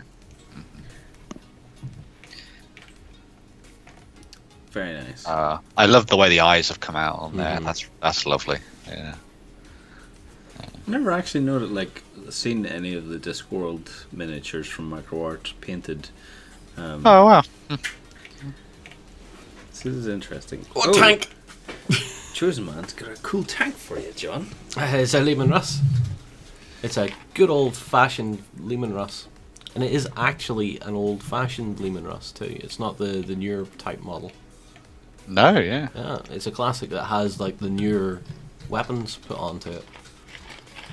It's a really nice piece of work. Weathering is nice. The green is tidy. The dude on the back's having the time of his life. He's like, I don't need the big gun. This one's going to do. This one will be fine. He's pulling a war daddy. He's just like stood off the back of the turret going, I don't need the rest of the tank. I just need this. Apparently the gun and hands aren't connected. That's okay. We're connected with our imagination. Yes. That's all you need. The imagination fills the gaps. It's just a double post. No, it's just more pictures. I love the dirt in the tracks here. A little bit of detail really adds to it, actually. All I would suggest for future, because tank. Oh, it is a different tank. It is actually a different tank. Oh yeah, it's got a different gun. Shows how much I know about tanks. It's a different. Is that a Forge World hull? No, have you scratch made this front gun? I want to know.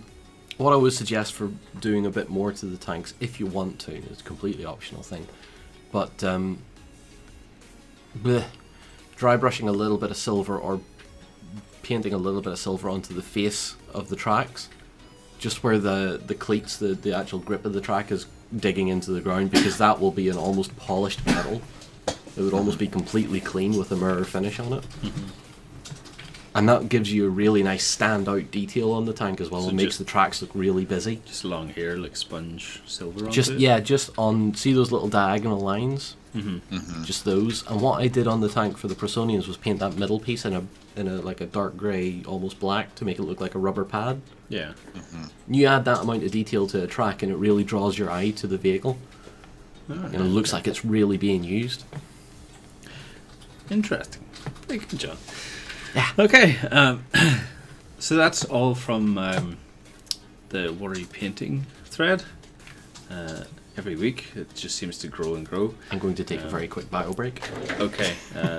We'll wait until John comes back to look at the samurai stuff, because I want to show that. But first, I want to show the Star Wars Legion base markers. I thought this was a very cool idea, but I'm not really sure how they were made. Maybe Ben, you have some ideas on these? It looks like it's leather. So these are just little bases that you pretty much just pop into the miniatures down below, just to show what squad they're in. Yeah. But and they're totally magnetic. But they look. John was maybe thinking they were like vinyl or 3D printed. Yeah, I'm having a look on the Etsy store. I'm not entirely sure what their actual material. No, they're made of plastic with neodymium magnets in them. So, and they've been custom made to fit the Star Wars Legion models. So, yeah, cool. That's really cool. I like that idea. Yeah. So if you even like this would work in a variety of games. Maybe Saga would actually be a very good one, because I know that you have different squads, and I find it quite difficult to keep track of which are which, essentially. They may not be tournament legal. So that's it depends. Fantasy Flight Games have some weird things about their tournament stuff. I'd imagine, since it doesn't actually really affect the models, then I don't think there'd be too much of a problem. But it's best to keep an eye on the any FAQs and that kind of thing. This means as well that you can just switch out your minis rather than painting the bases different colors and stuff. Yeah, that's true. I think it's a really neat idea. So, and considering most of the time you're going to be playing Star Citizen against your friends, you know, going with something like that, it's a pretty cool idea. So actually, it could be just a good way to differentiate your minis from your friends. Yeah. Particularly Star Wars, because Stormtroopers, I highly doubt many people would have the imagination to change them up a lot, so it might be kind of difficult to differentiate them between yourself and your friends. So, well, it might be a good idea. I differentiated our Stormtroopers by not painting the bases for a change. Well, by not basing them. Yeah, that would work. I wanted to wait until John was back in so we could have a look at this cool 28mm Samurai modular train, which I found last week, but we were a little bit short in time and we didn't get to see it. Yeah. But the attention to detail in this is great, and like all of this is scratch built. It's ridiculously good looking. I love the trees because it suggests they're made out of foam or like sponge. So I assume he's just gotten like different colored sponges, like red and pink sponges, and just stuck them onto little trees. I love that the ivy is growing up and over the walls. And we were looking at this earlier and wondering, like, why is there rocks on the rooftops? Because we thought maybe it was just to hold the pieces down while glue settled, but no, it's a historical thing that they did just to hold roofs down in case it was a windy day. What I pointed out was that it gave this beautiful contrast between the very rural part of the board and then this more with the bigger roofs and stuff. What looks like, I don't know what you call it, a samurai place or a training place. I'm not even going to like a dojo. Like a dojo, yeah. Where it looks a lot more official and a lot more regimentally built. But the rural stuff is all sort of, well, what do we do about our roof? Well, we'll chuck some rocks on it, it'll be fine. Yeah, because like a dojo, they would go to train, and you know they still need a farm. So you've got like the farm animals and agricultural side of it. Because like you'd see in a lot of samurai movies, they would always have like rice fields quite close by. So very interesting concept, and because it's all modular as well, excellent work. We saw this temple, I think, quite a while ago. I think I remember him building it up.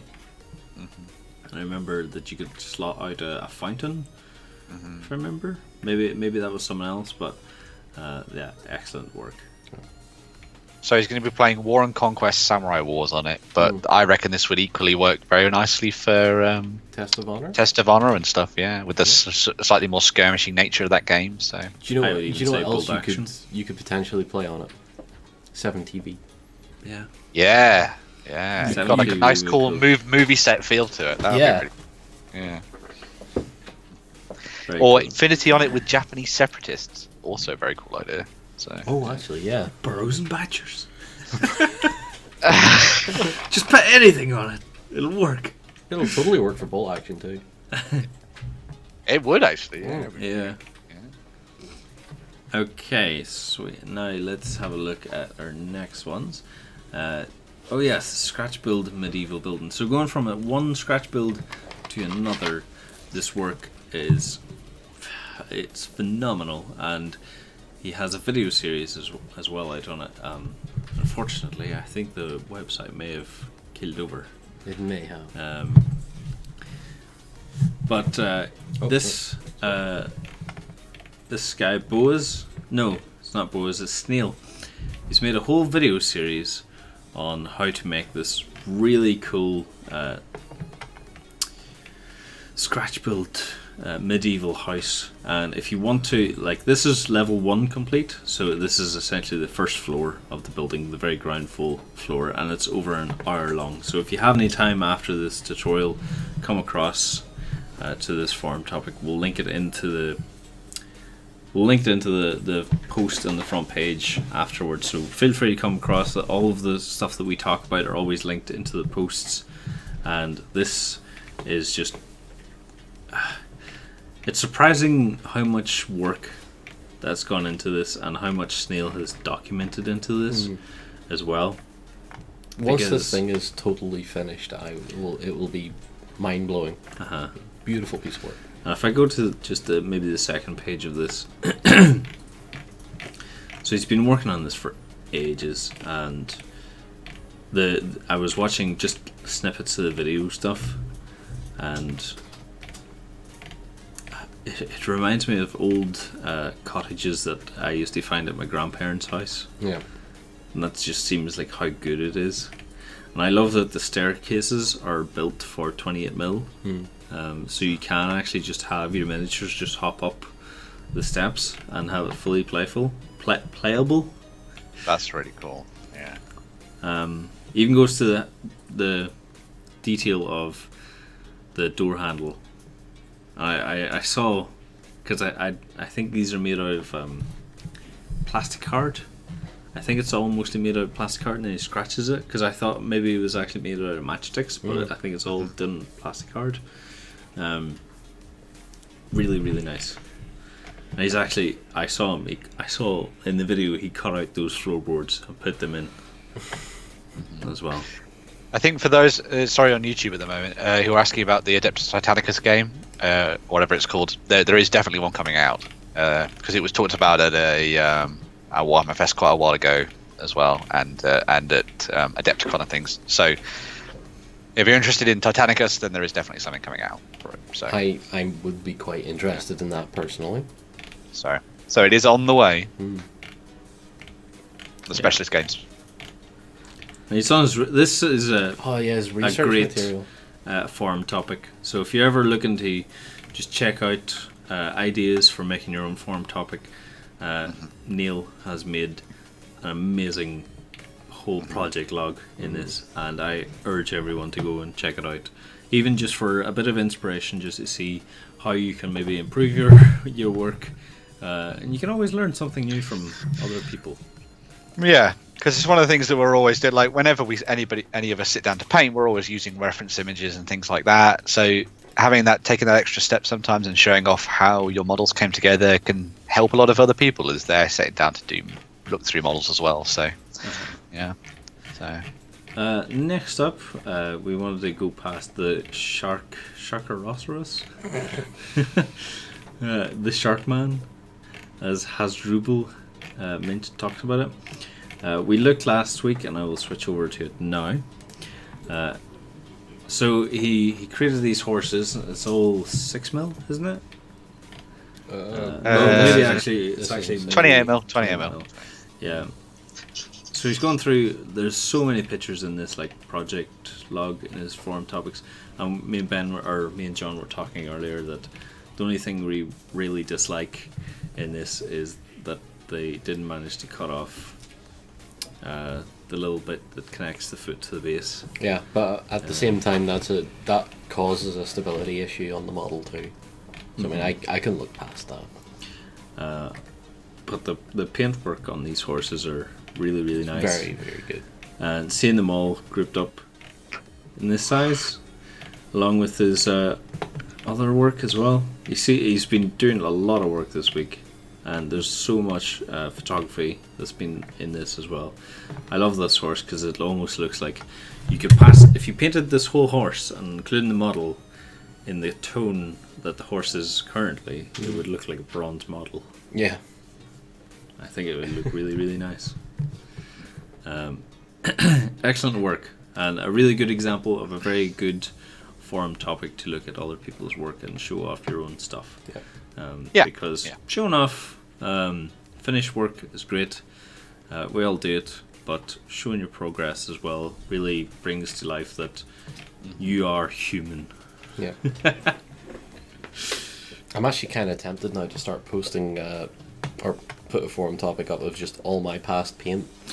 Yeah. Just stuff that I've done over the years, like a lot of scale model stuff as well. I think there was a forum topic quite recently though that was like here's all my painted stuff. Manda did that. It wasn't here's my painted stuff, but it was like here's 2010 and here's now. Oh, I couldn't do that because I can't remember when I painted half this stuff. Because it'd be an interesting experiment to see how far you've progressed. I honestly think I painted better in 2011. But I think that's also what we mentioned last week. Is if you create a thread and keep to it, because some people have threads that have lasted a couple of years and they're still updating it. Yeah. You can go back personally and see like how much you've improved. Or how much you haven't improved. How consistent you are. It's the thing that always gets me. Like I think I've mentioned it before, but I'll paint up a miniature and then I'll go, "That's a really cool version of, say, Gandalf or something." Mm-hmm. And then I'll go back and look at some of the versions of him that I painted a couple of years ago, and I'll be like, "Damn it! Why didn't I do any better?" Oh God, time to strip. Time to strip, Ben. What are you doing now? Strip the models. Strip the models. I don't like flail myself. I'm done now, and I'm done with clothes. That's right. Next up, we have a Civilization-style tabletop miniatures game, which is made out of like MDF, I assume. But I thought this was a really cool idea, and even me and John had the very same thought process whenever we scrolled past this, because we looked at this and we went, we're like, "Whoa, like that looks amazing." Still and you got to looks hear, good. yeah, it looks great. Still looks happy. Great. You get to hear, and you're like, there's something wrong with the green. I've got an issue. Yeah, we weren't fond in the green. But then he brought it back with like the all this foliage appeared, and we were like, "Ooh!" And like this really makes it, because whenever you see, I love that there's like a dragon in one of the tiles. Whenever you see all the models like playing on it, it looks really cool, and I like the idea of having a mass battle, as John was saying earlier, that in each tile you just play that one mass battle, and then you can like progress your campaign into another one. Whereas I was thinking on a more board game level, like this would make an excellent big Catan. It kind of reminds me of is it Heroes of Might and Magic, the old versions of that, where you'd move around your armies and stuff on the tabletop. So yeah, that's really cool. I like that. It's a nice way of doing things differently. It has such a feel of old school turn-based PC World War II strategy games, because a lot of them were hex based. I can't remember the name off the top of my head, but they were great. I love that in each one as well, that he has little markers of like towns and civilizations, because he has a castle in one of them. I can't really find it. I think this looks like a log cabin, woodcutters thing. Could be. What were we going to say, Ben? What was that? Yeah, it kind of reminds me of what we talked about a while ago now in some of the article series that Oriskany did for us, our historical editor, where he was talking about the different levels of wargame. One of them was looking at things from that much higher. It's the strategic. Yeah, strategic and sort of overview style of gameplay, and you could start to play out effectively an entire war on the tabletop rather than just single battles if you wanted to take things to a higher level, which is cool. So so that's very good. Anyone who's a fan of like big campaign systems over weeks or even years, this would be a very cool thing to set up. Even in your like D&D games, your role-playing games or something like that, that'd be a really cool thing, because you could at least say, instead of having a map out, you could be like, alright, where do you want to go next? Let's go to MacGruber's Wood. MacGruber's Wood has to be a thing now. I'm just saying that it has to become a thing. My next role, I make sure that the heroes go to MacGruber's Wood. MacGruber's Wood. Okay.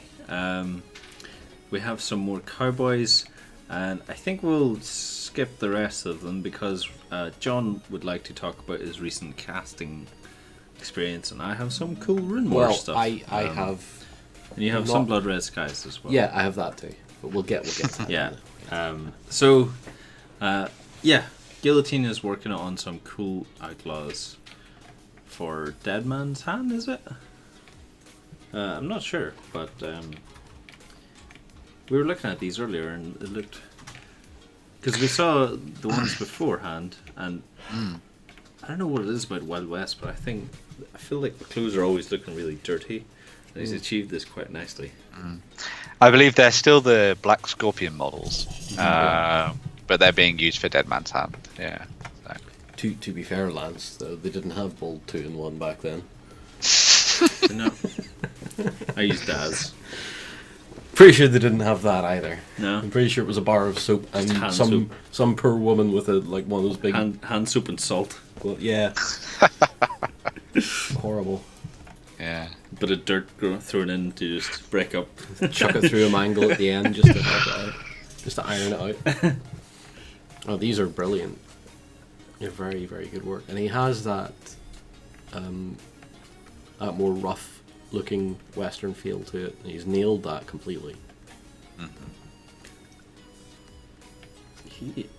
Tell you what, if he had a handgun or a Tommy gun, he would look perfect for like a mafia scene. Potentially, yeah. As well. I think the boots would be a bit much for a mafia guy. They would technically have like really nice suits. Pinstripe suits. Yeah. Okay. Well, interestingly enough, if you're playing Dead Man's Hand or whatever, then the guys at Great Escape Games do a gangster. I think it's called Chicago Way. I think it's called. Yeah. So yeah, you can go and get some cool miniatures from those guys about that. So. Okay, so next up, I'm going to show off John's Blood Red Skies stuff. Don't show it off too closely, though. There are some problems with it. It's okay. I need to switch them into a new window. Here we go. Yeah. You happy enough with these, John? Yeah, that'll do. Yeah. They only show a few of the flaws. So, let's see if we can get an appropriate look here. I need to change this completely. Essentially, we'll just zoom in. We'll have a look around. Yeah. So, what would you like to say about these, John? So you might remember we did the live stream on one of these, and I was scared witless over the checker pattern on the nose. And you can see, like, I did the one for the live stream. I think I can point it out if you go over a bit. I think this one here is the one I did on live stream because it's the neatest. The rest of them are all a little bit skew with. Yeah. But I also got transfers from Miscellaneous Miniatures, and was very eagerly throwing them on and thought this is great. Matte coated them down, and then I realised I hadn't put enough decal fix on them, so they hadn't settled into any of the panel lines. So you can see where the film ends because the panel lines above them are just white. Oh no! I have to go back in and soften that all up and tidy it up a bit. But apart from that, pretty happy with those, and I now know that Miscellaneous Miniatures decals are good. So I have enough for another 6 or 7 P51s, and then I'll be moving on to the twin engines when Warlord, you're listening, get them out. Very cool. Yeah. I've had a lot of comments on the one of the other Facebook pages, the unofficial Blood Red Skies Facebook page called the Ready Room, and people have been saying, "Well, what color scheme is that? What fighter group's that?" And I'm like, "Oh, here it is. Here's my reference image." Every 2 days, it's like, "Which color is this?" Here's the reference image again. Very cool. Been having a lot of the fun. Blood Red Skies. It seems like you could probably just go off with a simple color scheme, and it would work off quite nicely in a way. Because you seem to be only using like this 1, 2, 3, 4, 5 colors essentially. Yeah. 5. Well, there's 6 because there's the underside color as well. Yeah. So yeah, six colors, and you're happy. Plus your wash, and you're very happy. Yeah, there you go. 6 colors for a cool Blood Red Sky stuff. Plus, I was determined not to paint them in chrome. No. Everybody does chrome Mustangs, and I was like, nope, not for me. Oh. Anyway, Lance, let's see what you've been doing, because you have a lot more images than I do to I show have a lot off. more, and I've just went in and did it all wrong again. So this weekend, I finished off my Rune Wars skeletons, and they've been a bloody nightmare because it's just so many of them. But there was either 2 ways I could go about Rune Wars. I could go like grungy and kind of like realistic where it would be metal armor and rusted weapons and old, like dried up clothing. Yep. Or I could go the fantasy route. And fantasy route, I just thought, it's a fantasy game. Why not just have fantasy looking minis with really bright and vibrant colors? I think these were maybe the first ones that I painted up. I went with really hard edge highlighting on these. You're really trying to push across that cartoon look, that almost He-Man choice of colors as well. And then I've painted up I don't know how many there are, but I think there's 6 sets of 4. So they're all different colors. With these here as well, you can see here in the cape, it kind of went like a kind of a pinkish yellow color. Oh yeah. The belts, I made them kind of blue. So there's so many different colors on them that I just change it up every now and then. The one thing I hated about Rune Wars, I absolutely detested, was the knee guards, because they are a pain in the ass to paint. I like them. I hated it so much. I like your choice of blue here, though. Yeah, I think blue and green works really well It together. does. Yeah, it really does. And it was the same with the daggers as well. Like I kind of just matched up nice colors with them. Put on a little bit of rust effect, which I borrowed from the studio. Worked really well. I never used it before, and I just realized, I put it on thick on this one, and then quite thin in this, but I think it turned out better on the thick one. Continuing on. See, that's more like that purple mix is more like the traditional this undead thing. Yeah, this would have been like the realistic one. I think at this stage I was running out of colors. I can't make these look any more fantasy. I have to go different. Same here as well, like the green and the blue. I think actually these are primed in black first, and you get that really nice dark shadow. Let me zoom in a wee bit so I can actually move it up the screen. I think I forgot about this fan brace thing here. Not to worry, they're done now. Yep. Want to forget about them? It's done. It's over. Let's move on. These ones, I wanted to give them like steel armor, but I focused more on the swords than anything. I was really happy with the swords and the eyes. You're really enjoying picking out a particular detail and making that like your focal point. I figured I can either do all of these really nicely and spend a lot of time on it, or I can just pinpoint something which I enjoy, and then just kind of do the rest up a little bit quickly. And this was the big guy that kind of leads the group. I had a lot of fun with him. I spent a lot of time on him, and I even painted him on stream as well. So I went with the kind of I played a lot of RuneScape as a kid, so I thought he would have adamant armor. So I started looking up cool RuneScape reference images for adamant armor, and they have a nice green with the blue shade in it. And I tried kind of non-metallic metal for the maracas. The not maracas in this case. I also cut off his horns because he has big deer antlers, and I thought it just looked stupid. But that was all my Rune War stuff. I'm pretty pleased with it. Ben, you very cool. have... I posted a link in a little G-Doc if you want to check that out. I think it should... So it should be loading up now. We can have... Is this suitable for work? Nope. Before we push on. So, are we on page 3? Yeah. Should be. Oh no, I think you might have to go on to the next page 3. Sorry, yeah. Towards the very bottom, I think. Yeah.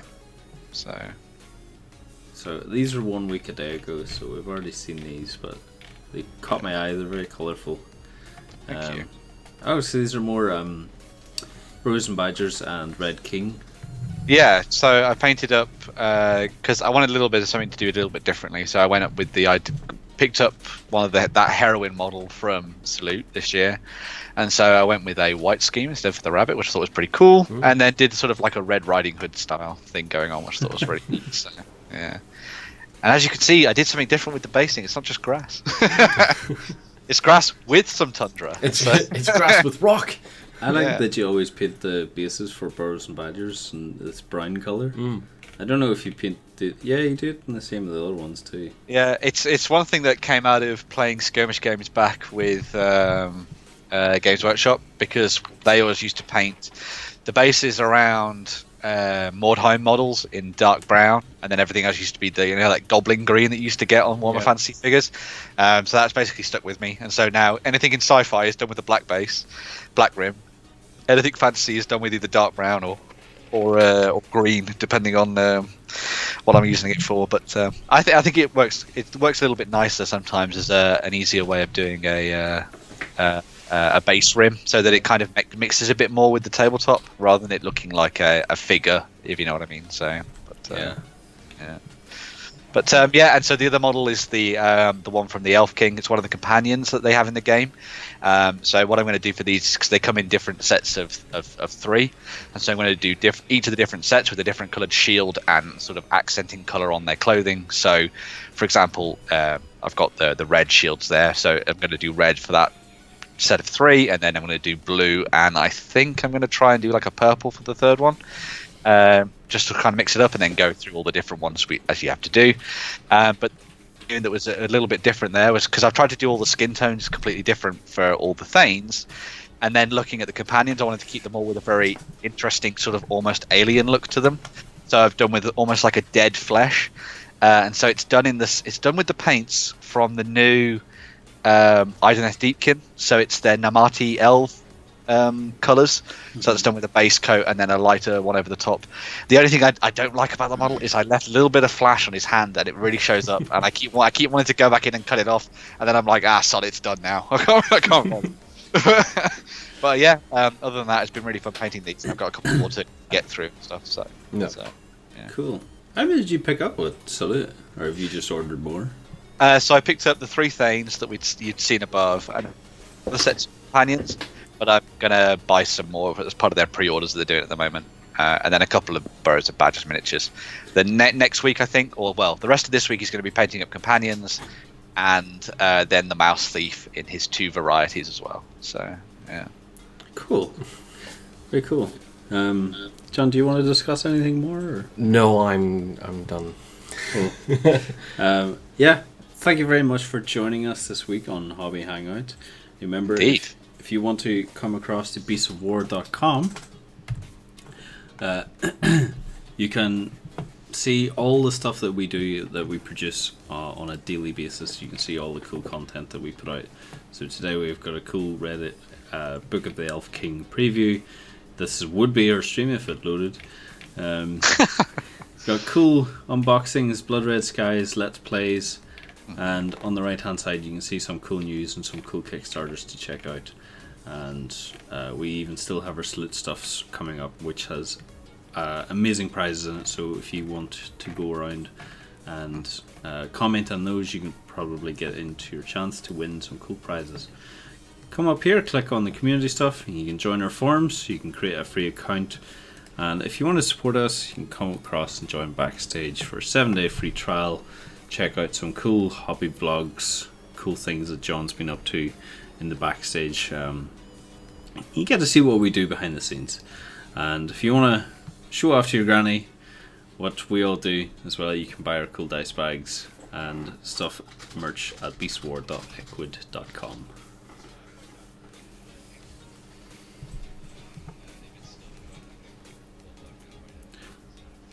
Okay.